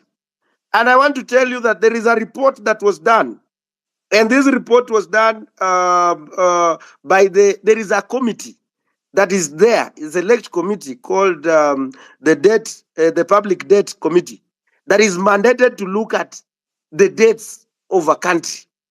So when I heard about the president talking about that, he's forming an inquiry commission when That's- I've never that's heard false. about. Yes. Go on. Yes. When I heard about him saying that he has formed an inquiry commission to go and look at this, that when we already have a report that implicated that the Eurobond money never came into this country, and people were paid, by the way, were paid. And so, again, what is really, that's why for those who have heard me speaking even on public rallies in public, I ask myself a question. I'm not a good historian, but in 2013, I wasn't so much into politics. I was still in school, and I used to hear people like Thuge, where the Kamau Thuge were the PS of the finance by that time, very powerful PS. We had people like Narotich were there, Henry Rotich were the CS of finance. We had people like Njuguna Ndungu, who was the central governor of the central bank. And so the same people, when the money from the Eurobond got lost, are the same people that have been rewarded these jobs as the economic advisors. They are the same people that now they are holding bigger positions in terms of holding the finances of this country. You ask yourself, there is what you call the Auditor General, and we also have the board of that governs the central bank of Kenya. Ask yourself, who is auditing the central bank? And that is being run by few people. But now the auditor cannot even audit the central bank, and yet that is the work. So those are the things that I think as the highlights of this, because this nation lies in your hands. And I'm happy that you have studied the dynamics of the politics of this country. That if we come and raise one person, say that this is our leader, then this person is going to suffer, will be under intimidation, will be bribing, will be all sorts of manner of, so that to make sure that the movement dies at a go. So when you and that is why I want all of you to remain with that slogan. And I'm happy that most of the members you are mark timing each member. And I'm happy even Boniface Menguwen was trying to do, you are able to bring him on board and tells him this is the direction that we want. I've heard about people like Robert Alai, being called on order. You have to make a position. You don't need to have someone to come and discourage the people, because these people, they're under again. You remember the last Finance Act of the Finance Bill, or the Finance Act of 2023. In the House, there is what you call the Business House Committee. The Business House Committee is the one that is mandated to give members on the business that are going to come into the House to be discussed. It is so much unfortunate that even it is unpredictable. If someone wants to pin you down, they will tell you that we are going to vote. Like last time, we have not been notified. Like we knew voting is going to be next week, but our leader, who is there, has not communicated to us, telling us that now there's going to be voting on this particular time and day and time, so that don't go away. Thank you. So you just find at the moment the voting starts, and that is why finally in 2023 Finance Act, most of the people were in the House, but they never voted, because walikuja wanafunga mlango, and that is it. So I just wanted to highlight those issues, so that at least it can also give you direction as you. But this is the time for you to call upon the referendum and fix some of the things that you are seeing. Because look at the last thing that I just want to tell you, and I'm happy that this is the thing. I'm in the Committee of Agriculture. When I'm in this Committee of Agriculture, we were mandated to have a report, and we worked in all the cereals board in this country, trying to look at the facts that whether there was on the issues of the fertilizer. And indeed, the report that we came up with, that there was a mess. The soil that was being sold to the Kenyans, the issue of the scandal of fertilizer. So when we brought this report on the parliament, they just put it that side. No one used Thank it. And then these people are Thank working you. scot Thank free. you. So thank you so much for bringing on Yeah, board thank you. Asante sana. Thank you very much. But I want to put it to you that the entire nation is so disappointed with the House. The entire nation is so angry with the parliament. And the only thing the nation wants right now is that parliament should be recalled, the whole of it. That parliament is a mess. Because from what you've told us, it's like parliament is now like business. It's like a market. You know, the person, the one you can buy is the one that will pass those bills. So we want that parliament to go home. It should be dissolved, all of it. We don't want it. And if they continue staying there, these young men will come back for them. And they will now remove them forcefully from those seats. So go and tell your members or your colleagues that we are so disappointed. We do not want anything to do with them. Degwanjiru, habari yako? Yeah. Thank you very much, Eric. Thank you very much, all the participants. I have keenly followed the debate since we began, and I have heard the encouragement that we are more focused than ever to make sure that we redeem this country, that we reclaim this country, that we rebuild this country.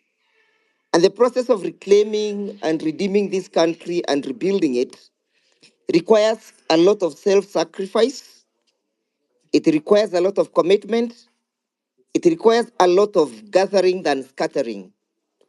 It is therefore my appeal that during this very dire session that we have engaged ourselves in, that we try to gather as much as we can and scatter less as we can. Because all of us at this particular time, everybody matters to us.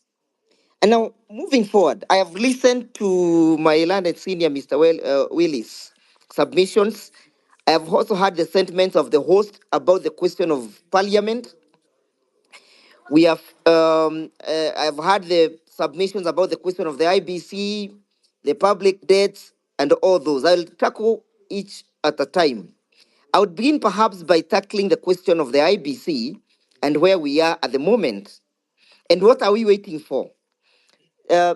Constitutionally, at the lapse of 14 days, whether William Ruto decides to sign to assent to the bill or not, the bill will become effective and will become law.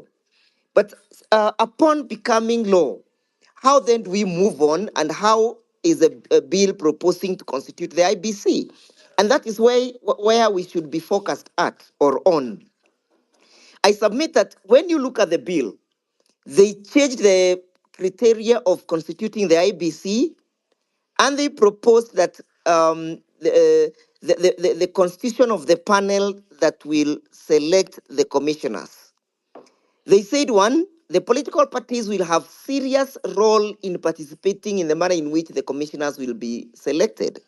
For example, the political party liaison committee, which is a liaison committee that is constituted of all the registered political party in this country, notwithstanding whether those political parties have complied with the Political Parties Act or not, they were granted an opportunity to appoint 3 representatives who will sit in the panel to select the commissioners. Kenya Kwanza was equally given 2 slots to select the commissioners. Azimio was equally given 2 slots. 1 slot, I think, is going to the public, members of the public. But the question is, this is a very important panel that will reconstitute the IBC. We are in this mess because the IBC decided to ramble down our elections. The IBC decided to take the direction they took. So are we waiting and are we watching the country taking the same route of constituting an IBC that perhaps may not have the integrity that is required to oversee a secure, a fair, a free and fair elections? I am calling upon you, brothers and sisters, that we focus on this particular panel. The panel is the one that is mandated to appoint the IBC commissioners. Who will sit in those particular panels? Who will sit there? Because the person of who sits determines how the election will be conducted in the future. Equally, it will also determine whether or not the commissioners that we shall be constituted will be people of integrity, people who meet chapter 6 of the constitution. That is to mean, even if we were to say that we are now beginning to recall our members of parliament, again, the IBC, which is the commissioners, will play a major role. So I am calling upon you to be on watch and on the outlook as to which individuals will sit in those particular, in that particular panel for selecting the IBC. Number two, on the question of parliament. Yes, it is true. Parliament has failed this country. It is true parliament is an extension of the executive. It is true that parliament is a moribund. In fact, Baba keeps on saying ni hanisi. But the question is, strategically, what should we focus on first? Should we focus on the ineptness of parliament, or should we focus on making sure that William Ruto goes? And then, if we are therefore to look at those two dynamics, if we are to say that William Ruto must go, one, by way of resignation, if you look at Article 146, which calls or which speak about the resignation of parliament, it is constitutionally incumbent that a resignation of a president cannot be tendered in the absence of parliament, because the constitution says that it is the Speaker of the National Assembly who shall receive that resignation in the event it arises. I do not see in my own thinking William Ruto ever tendering his resignation. Ako na kichwa ngumu sana, huyo mtu hawezi resign. So the question of resignation is almost a tall order for us to keep on pushing on it. But the other question is, do we have other constitutional tools that are available in the constitution that we can roll into motion to make sure that William Ruto does not get to 2027? Because that is our issue. I submit that yes, we have a constitutional tool that the people can use, and it is a tool of impeachment. If we are to say we shall apply the tool of impeachment to take William Ruto home, whom or who shall participate in this process of impeachment? Again, it is Parliament. Parliament plays the major role. It becomes the playing ground where this impeachment will be manifested. So you realize that if we focus on Parliament and we focus on William Ruto, then we shall be losing the battleground in those two fronts. In my view, Parliament as it is currently can be redeemed. And it can be redeemed from William Ruto by applying a lot of pressure on them to make sure that they were elected for purposes of representation of the people and not to represent William Ruto. I have seen a lot of I've seen a lot of serious paradigm shift from the members of parliament, from how they behaved when the bill was in parliament, how they behaved when they passed the bill, and how they have now behaved when William Ruto declined to assent to the bill. They are actually apologetic. I have also seen a paradigm shift because ya history ya kusalimiwa kila wakati. So it looks like if parliament is pushed to a corner, it looks like they can take a route, they can take a turn and start supporting the people. That is to mean, therefore, if we are to take the tool of impeachment as a tool of making sure that William Ruto does not get to 2027, as a means of dislodging William Ruto, Parliament becomes an integral player, and we can make sure that we push them the way we pushed the finance bill, so that they may then vote with the people. That will also give some impetus and some vocal point to the revolution. Remember, the revolution is fizzling out because we do not have a vocal point. We do not have something mali tunalenga sisi wote. When the revolution was high and up in arms and in high spirits, we were all focused on the action of parliament in respect to the finance bill. If we give parliament another burden of impeaching William Ruto, it means that it is going to rekindle the spirit of the revolution, and the people will start focusing on the question of impeaching William Ruto. We will go to the streets saying impeach. We will go to Occupy Parliament again to tell them you must impeach William Ruto this time round. So that becomes, in my view, becomes another way of rejuvenating the spirit of the revolution. The final one is where we are saying that number one, the resignation has failed. Number two, impeachment has failed. Then we go to factory setting. We go to the second Tuesday of August 2027, where we are saying then William Ruto will go out by the way of the ballot. Then the question is, are we then prepared for the ballot? That is to mean if option one, resignation fails. Option two, impeachment fails. We go to the constitutional tool of the elections. How have we prepared our people for option three? Where option three will be the climatization of the entire revolution and the manifestation of the results of the revolution. In my view, I do not think that we are taking proper actions and proper steps towards preparing ourselves for the 2027 elections. In my view, we need to make sure that people get the most crucial tool of making them ready for 2027, and that is the national identity card. The national identity card is the key to the warehouse that will send William Ruto home. How many Gen Zs have registered as a citizen of the Republic of Kenya?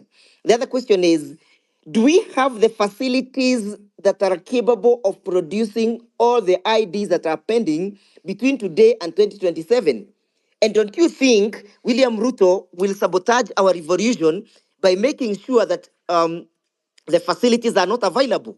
I am proposing that we devolve the process of registration of the people to the counties or to the most minute level that people can easily and expeditiously get registered.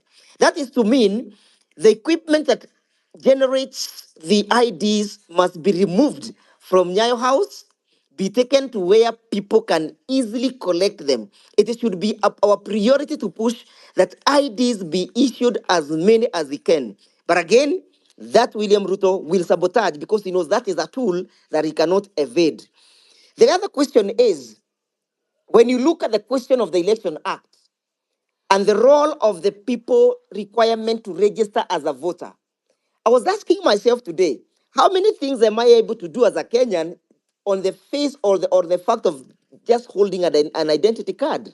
If I have an ID, I can get a visa. If I have an ID, I can withdraw M-Pesa. If I have an ID, I can do a lot of things. Why is it so difficult and why is it a requirement that for me to vote, I must be registered? I must have a vote. I must have. There must be a rigorous process which must be rolled in a clandestine manner for me to be able to vote. What is the role of the ID? Why can't I just go and vote? Why can't the register be generated on that basis? That if you have an ID, you are registered to vote. Those are some of the things that we might think and might impact or call for the amendment of the entire electoral laws. We have made various proposals in that respect about the question of how the elections can be expedited and how everybody can be involved in the process of the elections. As I sum up, I've had the latter speaker, the member Silasia, speak about a referendum. In my view, we are not yet ready for that. If we say that we want to take the country to a referendum, we'll be losing our eyes from the ball. We'll not be able to keep the eyes on the ball. The eyes on the ball is the fate this country is where William has taken this country. We must fix William Ruto if we want to fix the country. If you want to fix the economy of this country, fix William Ruto. If you want to fix the education system of this country, fix William Ruto. If you want to fix the agricultural sector of this country, fix William Ruto. If you want to fix the transport industry, fix William Ruto. If you want to fix the manufacturing industry, fix William Ruto. William is a problem that this country has. It's a cancer that is ailing this country. And therefore, at the moment, our focus should be how do we get William Ruto out of office? We have, in the past, been able to put a spirited fight in court, if I may report. For example, there's a pending matter that is before the court today about the finance bill and about the participation of the IMF. We have gone to court asking the Treasury not to sign any further agreement either with the IMF or with the World Bank. That matter was reported in the Standard today. I am actually the petitioner, the Mount Kenya jurist, which the chairman is also the petitioner, another group of advocates. So we are saying that we should be able to push for change from our own perspective and from where we are. For example, Willis has made very, very, very able submissions in respect to the extermination of young people by the police. We must be able to tell the country that we have other international instruments that can be able to address the kind of the extermination that the country is doing to the young people in the absence of a domestic remedy. That is to mean, and I echo his words, that we must be able to collect all this evidence, and we must be able to give them a periodic ultimatum that if you will not have prosecuted or charged these guys who are responsible for this within a specific period of time, then we shall be able to put into motion other international instruments.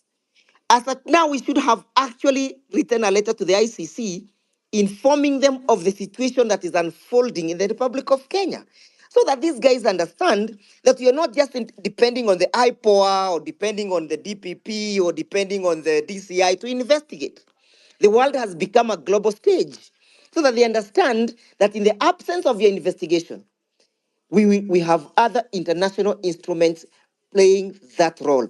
I agree with Willis that when a police officer retires, haidangi nyumbani na hizo bunduki, anaenda kivyake, and we shall go for them where they shall be at the time at the time when these processes shall be unfolding. In my final submission, it is true that if you took a debt and the debt was registered in our books, and the data is not reflected in this country anywhere in either project, then you should be prima facie liable for that particular debt. The country should not be made to carry the burden of those individuals who enriched themselves with our public money. The moment you go and take a debt to enrich yourself, you have breached the social contract between myself and yourself. That is to mean the liabilities that accrues therefrom from that particular debt are accrues to you as an individual and not to us as a nation. And finally, what is this William is saying? That is appointing a task force to review the debts. What was he paying? Hasn't he told us that he has been paying debts? Kwani amekuwa akilipa nini?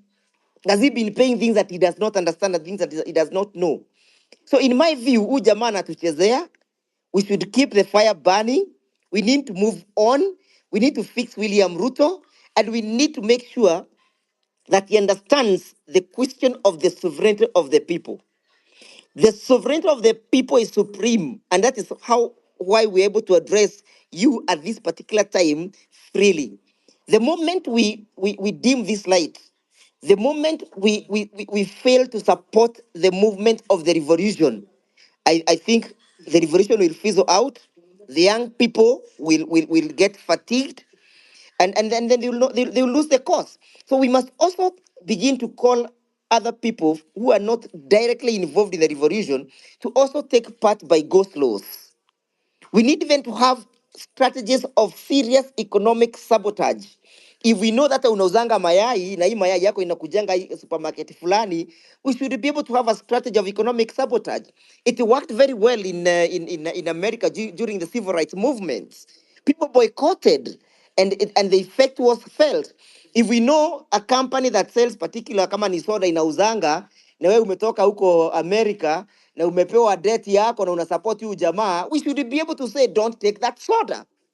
Why should we not be able to say ile siku ingine alikuwa huko nilisikia alipewa sijui mapesa zingine za kampani zingine hapo, sitaki kuzitaja saa hizi mimi, lakini hizo kampuni tunazijua. It means they are supporting him. Why should we continue supporting their products to support a tyranny or to support a dictator who is sabotaging our economy?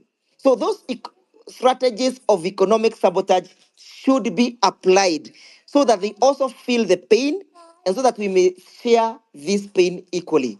I'm so humbled for the time granted to me to make my humble submissions. Thank you. Thank you very much, Wakili. Sante sana. That one needs some break. I mean, I've learned a lot of things about your submission. We are a country that is carrying debt that we don't know what it is paying for, who borrowed the debt, and why. Someone asked me the other day that the government is not creating jobs. The government does not create jobs. The government creates an enabling environment for you to create a job. Kazi ya serikali ni kukupatia environment poa ndio ufanye kazi. Serikali ikiandika daktari, haija create kazi ya daktari. Imeandika huyo daktari asaidie serikali ku create enabling environment ya mtu kufanya kazi. So that ukikuwa mgonjwa ukifanya kazi, unaenda kwa hospitali ya serikali unatibiwa ndio urudi ufanye kazi. Ukifanya kazi unakuwa productive, then the government comes and tells you ulienda kwa hospitali yetu, hebu lipa hii tax. Essentially, haufai kulipa pesa kwa hospitali kwa sababu unalipa tax.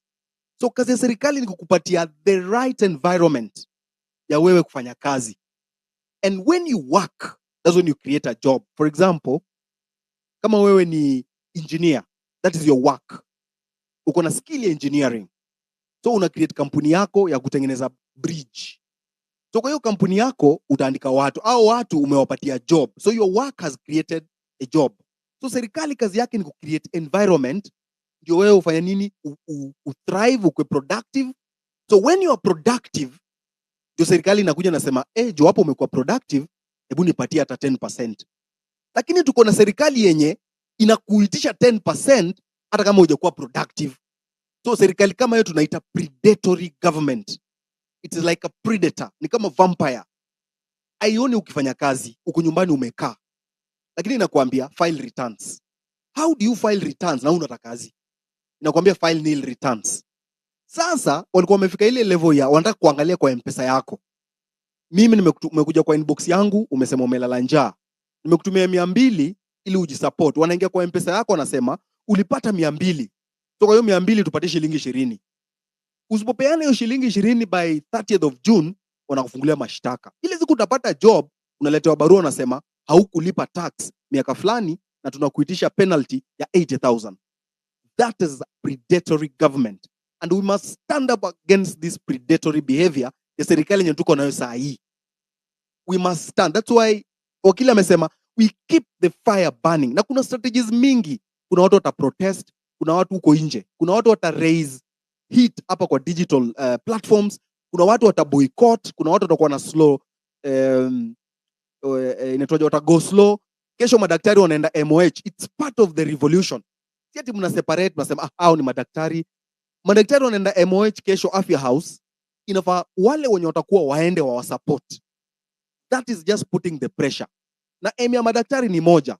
Ni kupoke holes kwa hiyo cabinet, kwa sababu hiyo cabinet iko na watu filthy.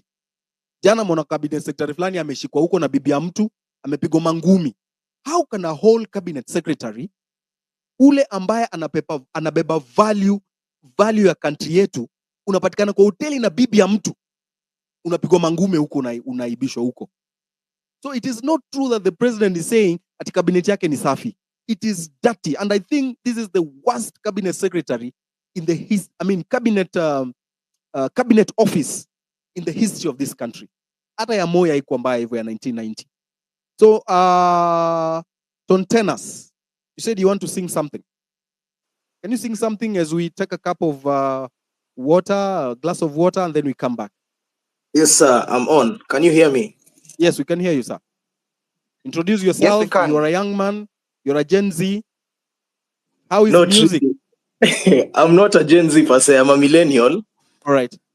Yeah, my name is Alan Shioso, but you can simply call me Shio. That's easy. Yes. I'm a performing artist under this entity called Tontenas Entertainment. All right. And basically, I do advocacy through performing art. That is playwriting, acting, directing, music directing, and singing. All right. So today I'll do an original piece of Before you go whatever. to the original piece, how is the environment? Is the government giving you a good environment to escalate your talent? Not really per se, because as an artist, I believe change Yes. can only come through structures. Yes. And so far, we don't have structures. Even when we try to put up suggestions, they are not being followed to the core.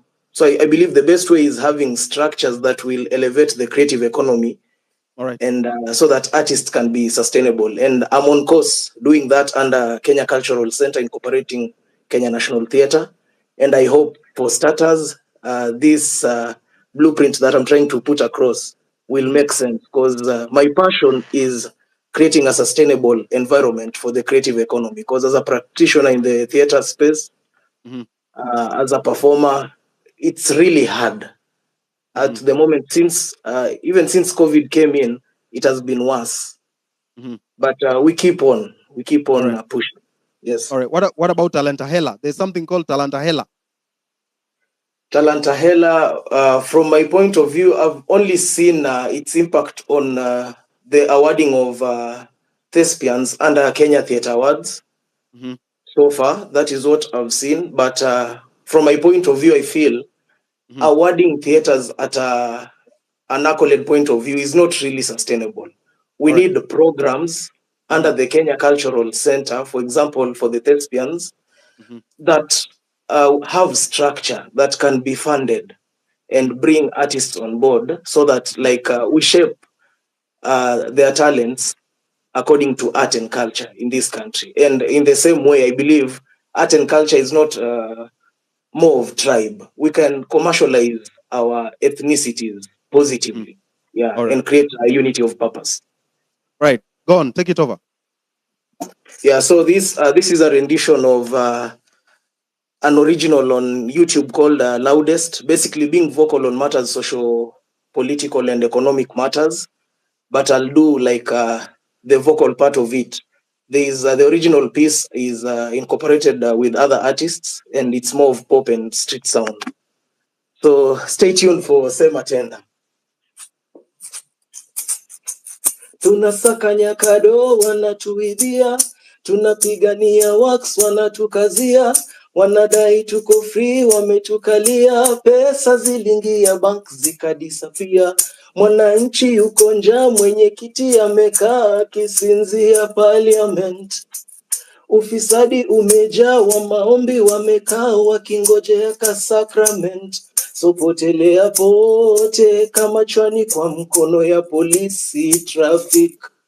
Jam ni kokote, una haki kwa mikono ya polisi culprit. Hey, kula mali ya umma kwa ofisi, taiju ya kitambi ni ofisi. Tunashika tunachoma mwizi, kumbe kuna mwingine kwa ofisi. Mlishasema ni wakati wa kutenda, mlishasema ni wakati wa kutenda, mlishasema ni wakati wa kutenda, mlishasema ni wakati wa kutenda.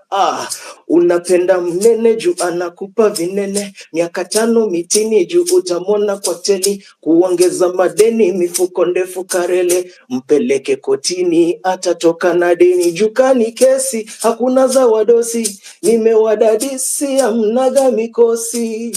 Mnaiba mnasema ni mokozi, wananchi wakiteta mnawaita mapolisi. Yo sanseni samesi, unajua ni usanii tu, sanseni samesi, unajua ni kuimba tu. Usinifinye hapo, usinifinye hapo, mlishasema ni wakati wa kutenda, mlishasema ni wakati wa kutenda, mlishasema ni wakati wa kutenda, mlishasema ni wakati wa kutenda. Thank you. Thank you very much. Where are you? Where's your studio? Where can people get you? Because your songs sound to be revolution. songs. And I'm sure as we go on with this revolution, we want more of these songs. Where can we get you? On social media or the physical studio? Physical studio. Physical studio, currently we are at Kitengela. Yes. Chairman Road behind Eastmart. All right. Yeah, that is where the basic, like the physical studio is. But on social media platforms, you can find us on Tenors. And we occasionally hold shows at Kenya National Theatre. All right. Yeah. Thank you very much. Can we have Milton? Milton? Thank you, sir. Thank you so much, Amerix. Yes. I'm so happy that you decided to host this. You know, so many people didn't know the guy who actually started this movement. They've been really searching. And even your followers, most of them didn't realize when this thing started. Because it was deep. Someone once posted a speech of President Uhuru some time back. Many didn't understand it. And someone said that hii ni watu wenye wamepata B- kwenda juu, wengine wangoje bloggers wawaexplainie. So on this conversation, the first thing before I even continue much, you also need to balance between hawa watu wenye wana verified, hawa watu wenye kuko chini. Tumezoea kuona wanasiasa and wherever in the public platform. These other people can also give you different opinions because they're in the different part of the country. Bringing up this assembly. It's like assemblies in different parts of the country. So my main issue, or the first thing I've been thinking about is I think we need a referendum in this country. Because we need to reduce salaries of MPs, like the ones like Peter Salasya here. We need to reduce their salaries. Why should we pay a member of parliament almost 1 million Kenyan shillings a month and they don't even make any laws? Yeah? Why should we have a women representative? I can dare say all the women representatives, ever since we started devolution, none of them has ever come up with a bill to support anything about girl child. We don't need them. What are they doing? They're just earning salaries for nothing. Yeah? The other thing, nominations of different posts in the political space must have a meaning. Because in this past election, most parties, people just nominated their girlfriends, and it is in the public domain. If people know that nani alikuwa anamfieka, wakamweka. They have nothing but walifinywa huko kwa county assembly. Sana county assembly ndo au mabigi kwa maparties walieka girlfriends wao. And people know it, and it is so sad. People earning money, they don't bring any bill that changes the government, the lives of the ordinary citizens. So my first thing is venye mtu kama Raila alikuwa analeta hiyo referendum ya BBI nini aleta referendum ya kutoa salaries zao wase from those 800 and wherever, or we the people, we can bring a referendum through a representative. We can have signatures and all that. Once the IBC is constituted, we need to have a referendum, because we cannot be paying people all this money and we are not getting anything worth of our money. Ever since, for example, someone like Salasya, I like how he does his things, but the work of a member of parliament is to make laws. The work, then our members of parliament makes people think that their work is to handle the CDF. They are just patrons. Each and every constituency has someone called constituency development, the fund manager, huwa wanaitwa fund manager. They are the people employed by the national government, and they're not even employed by these politicians. Wao wanakuwa employed kama wafanyikazi wengine wa serikali. These are the people who should be doing everything. An MP anaweza peleka tu proposal like mnijenge barabara kutoka hapa hadi hapa hivi na hivi. But people think that CDF is the work of a member of parliament. It is not. So if your parliamentarian or your member of parliament up to this moment has not brought any constructive bill to the house, you should send that warthog home. Don't tell me that this guy ati anafanya kazi mzuri kwa ground. Hiyo ni kazi ya CDF board. Yes, MPs are just patrons, but because of the vultures and dictators they make you guys feel like it is them doing everything. It is not them. This is the job of those fund managers pale chini. Ni ile kozua wanaogopa wanasiasa wanashindwa kufanya something against them, but members of parliament wanakuwa tu patron wa hizo nini. So we need to reduce salaries of I'm MCA and a FAC one at most 70,000. A member of parliament, people like Akina Salasia, they should be earning 200,000 maximum. Yes, the president should not earn more than 500,000 in this economy. Yani tunaomba pesa, yeye mwenyewe anakuja juzi anasema tunaomba 1 trillion. Tunaomba aje 1 trillion tukulipe mshahara ya sijui hizo millions. Why are we paying them? Why are we paying spouses of these guys? They said that they are not going to allocate funds to these people. How are we going to know that they are not going to allocate funds? Yeah. How are we going to know that they are not allocating funds to those people? Yeah. He said that during his last speech, he said that they are going to reduce advisors by half. Yes. Atatoa list ya majina ya watu wenye anaenda kureduce. Hizi vitu tu ni PR. You get? Huh? Yes. Hizi vitu ni PR. Another thing I wanted to say, I've talked about referendum, I've talked about salaries, and there's something that came into my mind when Ombachi was talking. Yes. I need him to, if he was a good student of the posts, Amerix who are a post, he could have known that he's also been working with very bad people. First of all, Safaricom has not been good. See, him and Amando wamekuwa wabaya. They've been bad. So he was also working with very bad people. He needs to know that. Secondly, he's working with even Royco. Royco is killing our people. It is the truth. Yes. It's just like this Colgate, this Coca-Cola. You get, huh? Any fluoridated toothpaste inatumiza. We don't need to work with them. We can find ways of earning in other places. The other thing before I finish, just having 2 points and then I finish, is that most of our MPs, they just get elected to loot. You get, wao wanatakanga tu kuloot. And this culture pia huwa sisi tunaileta kama wananchi. Ukiona mbunge wako anapita unataka 500, 200, hiyo pesa atakutolea wapi kama sio kukuibia? Atakuibia. And then akisha kuibia atataka aingie huko, akiingia atarudisha na interest. Ndio maana unaona wanaweka mabibi zao, because bibi alichukua loan kwao, sister yake fulani alichukua loan job, ndio wamfund a campaign. The other thing which many people fear talking about, and I've been seeing it in Kenya for a very long time, is we as a country, we have a national intelligence service. And I tend to feel our governments who wanatumia NIS to manage politics of the country, something that should not be happening. Unasikia, I have the information. In the last government, before William came in, Kimani Chungwa was so fond of attacking NIS. Yeah, he seemed to be having a lot of information. And I'm like, we shouldn't be managing politics with NIS. Let them do their job. Let them protect our country. But they should not be put into this problem of managing our politics. And before I finish, I want to congratulate someone like Cyprian Nyakundi. Cyprian Nyakundi made Safaricom and even like Cheza Games, this company, they'd taken billions from Kenyans. He won a case that made these guys get back, like refund billions of money. So when people are saying, this and this, we need also to check on such. And we cannot support same sides all the time. Thank you so much. Thank you very much. All right. Thank you. Oh, bless you. Rosalind Wanjiru. I have not seen women here coming. This is not a masculinity space. This is a citizens' assembly.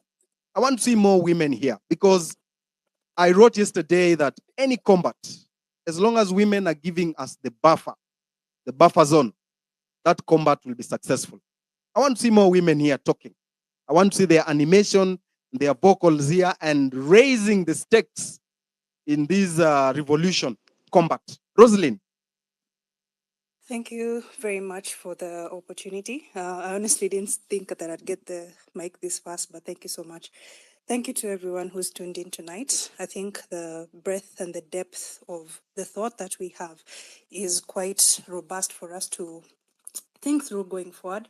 And we have valid points, even as we think about taking this revolution even beyond the streets, right? So I'm going to make my How much time do I have? I think I'll try to keep it to 3 minutes. Yeah, 3 minutes will be fine. We'll be giving you 3 minutes. 3 minutes, then Kimuzi 3 minutes, Bravin 3 minutes. I've seen Mara here, 3 minutes. Right, go on. Okay, great. We've focused heavily on the aspect of governance, and earlier on as I was thinking about the aspect of money, I came across a statistic that we we had an undersubscription to the bonds. It was coming to about 2%. And that is one of the ways in which Kenyans have indicated a certain level of confidence declining in the government's long-term commitment, right? So this shows that we need to vote with our money. And what do I mean with this? If the Kenya shilling is losing value, how can we collectively keep highlighting the things that we care about? I followed a lot of the discussions that you hold on the masculinity Saturday to do with health. And if people spend on things that devalue their health, it shows that we are not valuing our health. If we spend on things that are not forwarding our collective strength intellectually, mentally, professionally, it shows that we're not valuing ourselves. So it comes back to the money. We need to ask the questions about the money, where it's going, where it's being spent, how it's being spent, and how we can vote with our money. We've seen the for example, Safaricom being one of the institutions that is a gap in terms of internet connectivity. The space has dropped severally, which has been frustrating. And I know as we as we converse on how to participate more in Starlink, we will know that digital connectivity is not a thing we can compromise on going forward. In terms of parliament, unfortunately, we've seen the problems of committees and overregulation. This needs to end, because for businesses which are not able to plan for 5-10 years, thinking in terms of continuity and sustainability in the country, this has to be a thing of the past. We can't keep revising our plans, revising our budgets, and revising our compliance every year. That should end with this, hopefully, revolution as we think about building sustainable businesses in Kenya. Thirdly, it's that in terms of the money, we need to rethink how we are investing, how we are saving. If we're all saving in for example, banks and money market funds, and yes, these have been valuable, but if we are not getting returns that are above the rate of inflation, we are losing in as much as we are trying to work harder. The problem with printing currency, and as we've seen this with the US dollar, is that the height of dollar printing has gotten its debt level to 34.8 trillion USD, and this is the highest it has been in history. So if the money is cheap and the debt is too high, then development is out of the question. Essential spending on healthcare, energy, and infrastructure that improves the lives of people goes down the drain, and this is where politics tends to reign. So for Kenya, we're seeing the similar problem in terms of the currency going down in value, the printing is going up, and this is what's killing our productivity. So we need to rethink how we are saving, how we are investing, because unless we can beat the depreciation, we are collectively losing in a way that we can't even begin to fathom. Lastly, it's that in the problem and in regard to real estate, that's one of the key pillars that is connected even to identity as Kenyans. We want to own a piece of the land, somewhere to call home, somewhere to be grounded, somewhere to be connected to our families. It's so vital, but the current political system is putting that ownership in compromise. We've seen too many funds looted going directly to real estate. I thought, and I kept asking myself, why is it that millions that are looted, billions that are missing, and we keep seeing palatial homes, we keep seeing new estates, new apartments, and new flats? Why is this a pattern? The fact is that it's another way that is killing our collective productivity, because if we as a majority of Kenyans are earning less than 100,000 shillings or less than 150,000 shillings, when will we afford a real estate demand or pricing of 5 million, 10 million, 15 million shillings? And this is minus furnishing, minus the long-term goals that we want. We need to rethink the money, because this is where our collective strength is being sapped. And if we can see this conversation in terms of the future and in terms of breaking away from what has been expected of us, then we do have a shot at doing this differently. So allow me to just sum that up right there, and I'll summarize some of these thoughts in the comment section. Thank you very much. Thank you very much. That was brilliant. Brilliant. Mora. Shanky, they have said you should sing, and if you sing, they'll sleep. I don't know why they don't like you. Mora? Thank you so much, Amerix, for this space. And Yes. I don't have much to say, but I just want to talk about two things. The first thing is, I think we're not talking so much about education because a couple of years ago, maybe 3 years ago, somebody in campus will pay 30,000, 40,000, and then suddenly they're required to pay around 250,000. In as much as we have inflation, I think there's just something that the government is not telling us about. Either they don't want people in this era to go to school, they don't want people to be educated so that they may question their expenditures and stuff like that. Another thing that I want to also talk about is I think something like Kenya Power, it needs to be disbanded, first of all. Totally, totally. Because, for instance, a week ago, I will buy tokens. 1,000 bob probably will give me around 48 units. Today, it's giving me 38 units. Either they're eating our money, and I do understand that Ruto, I'll call him Ruto, he has these guys over there and he doesn't want to let them go. Probably he's getting a cut out of what they're making. And then another thing that I also want to say is the big problem with this government, either Ruto has bad advisors or he's not taking their advice. Because for heaven's sake, if you have an advisor like David D, what do you expect? Totally nothing. David D, the only thing that he wants to do is just to eat and get fat and then abuse people online. So I think that we should continue with this revolution. And my big issue is education. I think that is where I want us to talk about so much. Thank you. Education, education, education. Because it's become too expensive. I think more than 50% will not go to campus this year because it's too expensive. Yeah. And most people were relying on, you'll get families depend on their kids to go to campus to liberate them from poverty. Yes. And if they cannot acquire that education, then that means they'll continue living in dire poverty. Yes. Thank you. Yeah. Thank So you very for me, much. that's all that I wanted I to say. just thank you very Amerix. much. I just want to say something about education. Nataka mnisikie vizuri. Juzi mlisikia cabinet secretary mwenye anadeal na mambo za prisons akisema prisoners wataanza kulipa tax, na hamkuelewa nini anasema. Kitu inafanyika hapa ni kwamba they make education expensive. Usifikie we kama mtu wa mtaa. So education ikiwa expensive, hautaenda shule. Kama utaenda shule, hautapata opportunity ya kupata job na nini na vitu kama hizo. So utajipata at a disadvantage position. So utashikwa, labda umepatikana unaloita unatafuta kazi, ama unapatikana umefanya crime, because lazima uishi.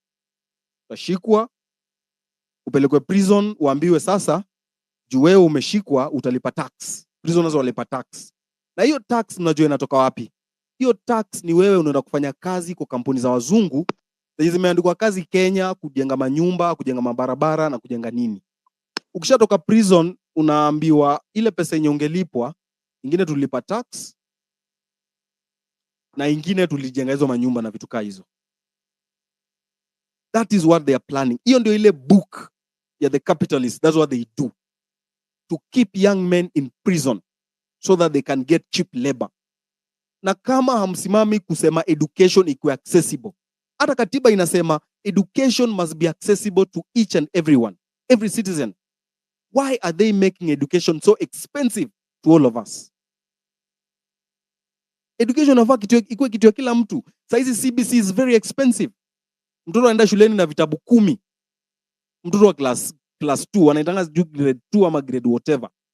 Amebeba vitabu, anakuja anafanya assignment nyumbani usiku, analala saa 4. Mtoto wa miaka 9. And that education is expensive. And the people we took to parliament to talk about this are not talking about it. Juzi kumekuwa na kesi kotini ya CBC. Task force iliundwa hapa ya CBC, hatukusikia ilisema nini. So education is going to be expensive day, as long as World Bank and World Economic Forum and IMF wametushikilia shingo, life inaenda kuwa hard. That's what tumesema. Third liberation is economic liberation. Lazima tujiliberate, tuko independent. Agriculture ikwe yetu, manufacturing sector ikwe yetu, kila kitu ikwe yetu. Ukimaliza shule unafanya kazi hapa Kenya, because Kenya iko na ability na capacity ya kujisimamia. Kimuzi. Shukran, Amerix. Can you guys hear me? Yeah, go on. Thank you so much for unblocking me. First and foremost, I'm not the enemy. Enemy ni Ruto. After 4 years, nimetoka Mexico. And funny enough, hata Nyakundi alikuwa ameniblock, and I'm not the enemy. The enemy is this Ruto. So I want just to talk about youth unemployment, because I'm really passionate about youth unemployment. And just to echo on what you have just been saying right now is a quality education. Like, quality education is a requirement even by the UN. Unajua, the SDGs, people should be knowing about the SDGs.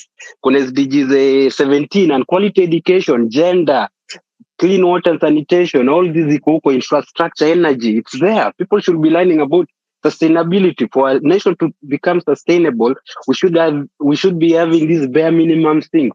But Ruto's government is frustrating people. Another thing I want to talk about is a justice. Hii ndio ni kitu nataka kuongelea kabisa, ikuwe the first one. Mi sitaki hao polisi, I'll just mix. Sitaki hao polisi wa get away with this murdering of innocent individuals. Personally, I know the family through a friend, the family of Eric Chieni.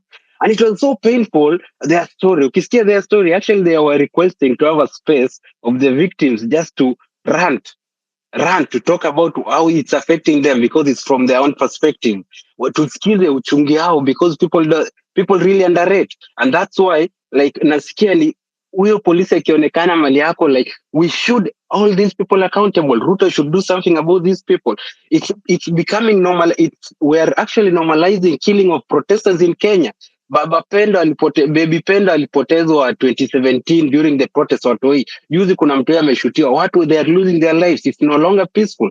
Huko Maliniko, I have gone to protest in this country, na hakuna mahali wanatumia excessive force. It's actually like the kind unaenda concert ndio ni protest. That's actually something that should be implemented. You're number one, justice for the victims of the family.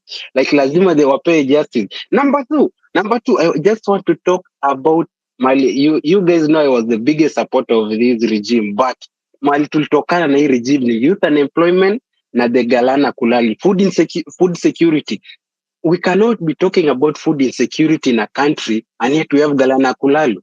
I actually have a whole file ya watu walikuwa Israel wenye waliletwa training, wako Kenya unemployed, more than 800 people, their names, their occupation, be it an agronomist, be it a agricultural engineer, be it agribusiness, be it agricultural, be it a food nutrition,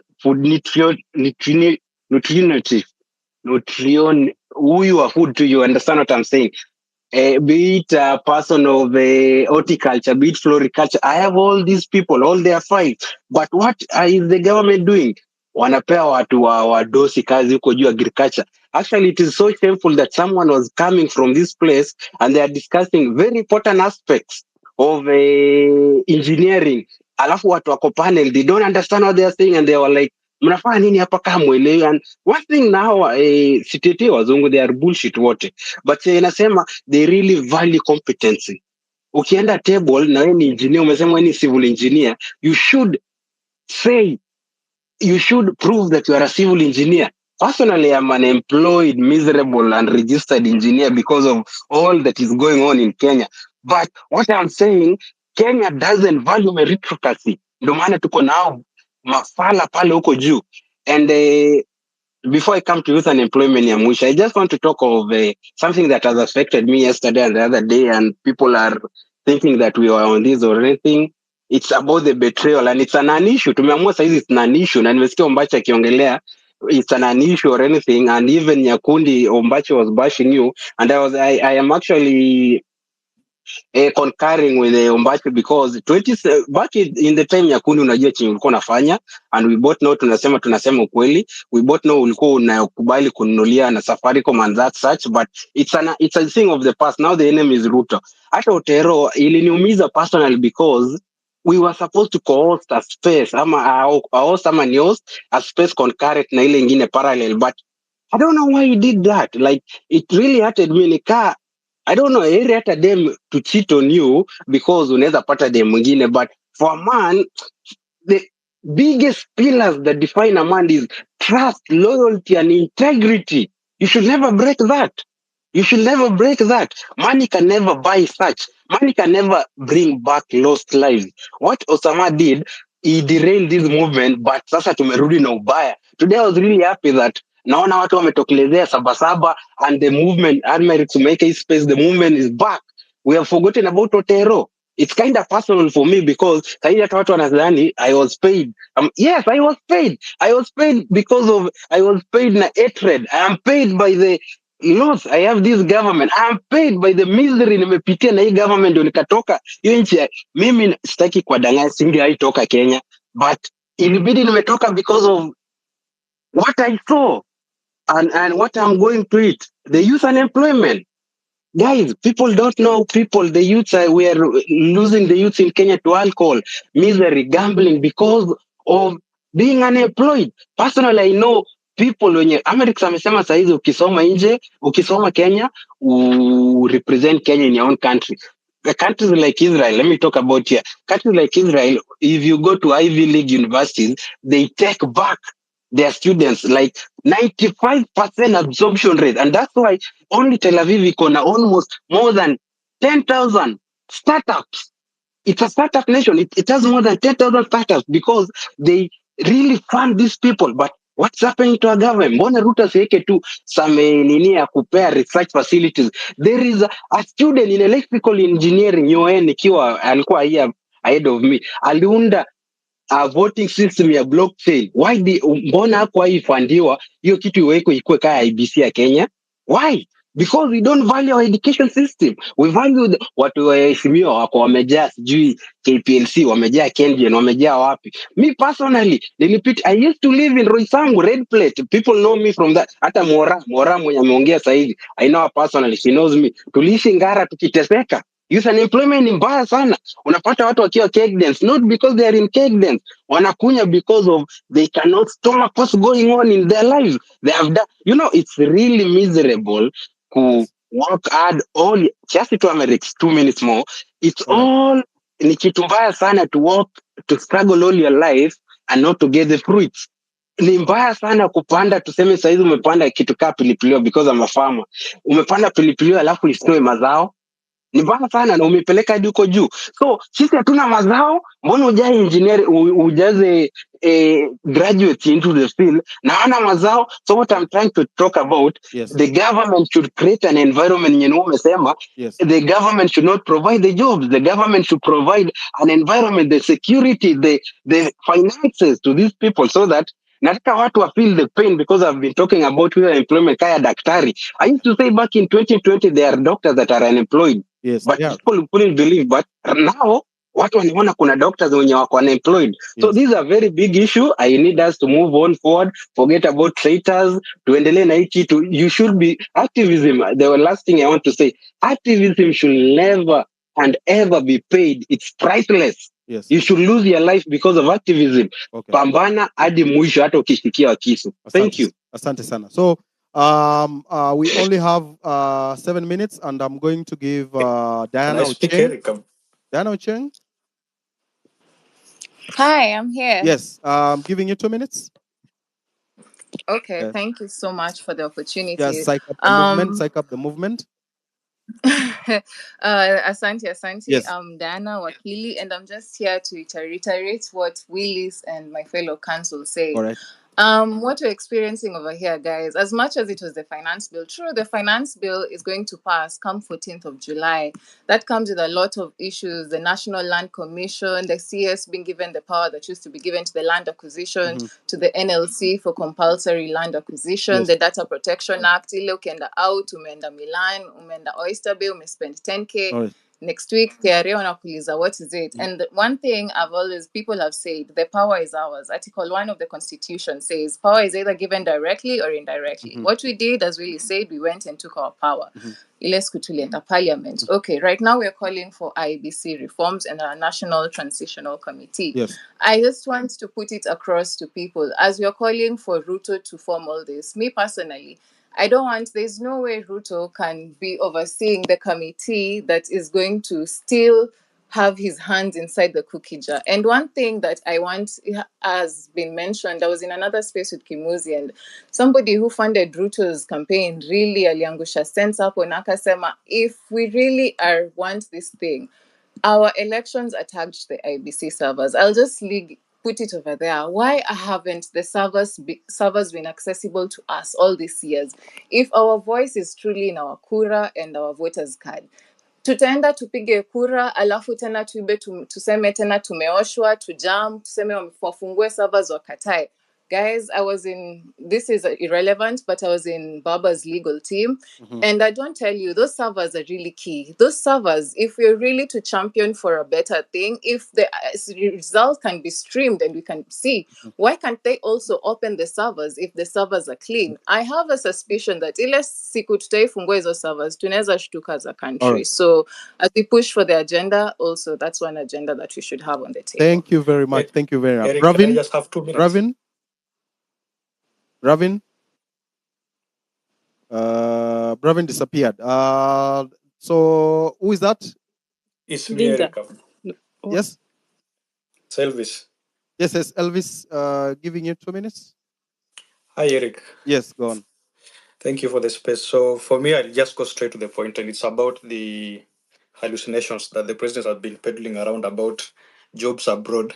And I want to tell everybody who's listening here that it's a big lie. There's no deal he's going out there to make about the jobs abroad. As you all know, for those who follow the news, I'm sure you've heard about the G7 countries, that is ranging from Australia, France, UK, USA, Canada. They are all trying to close borders and regulate immigration.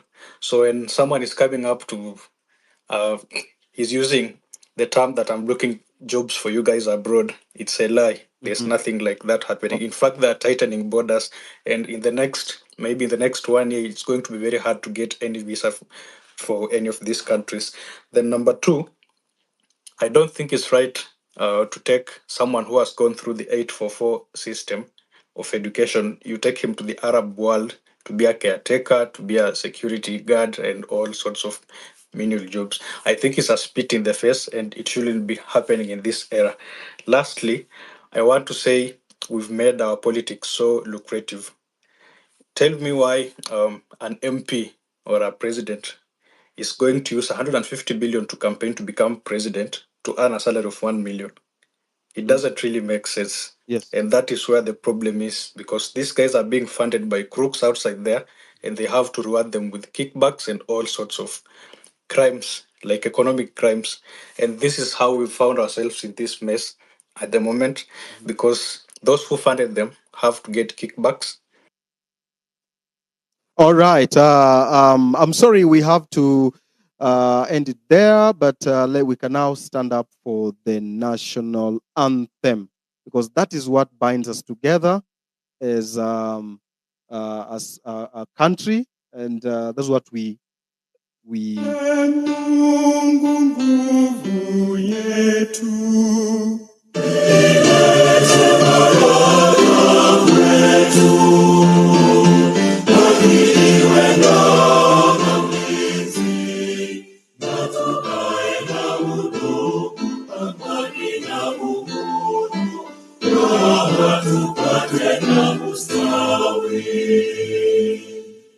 Amkeni ndugu zetu, tufanye sote bidii, nasi tujitoe kwa nguvu, nchi yetu ya Kenya tunayoipenda, tuwe tayari kuilinda.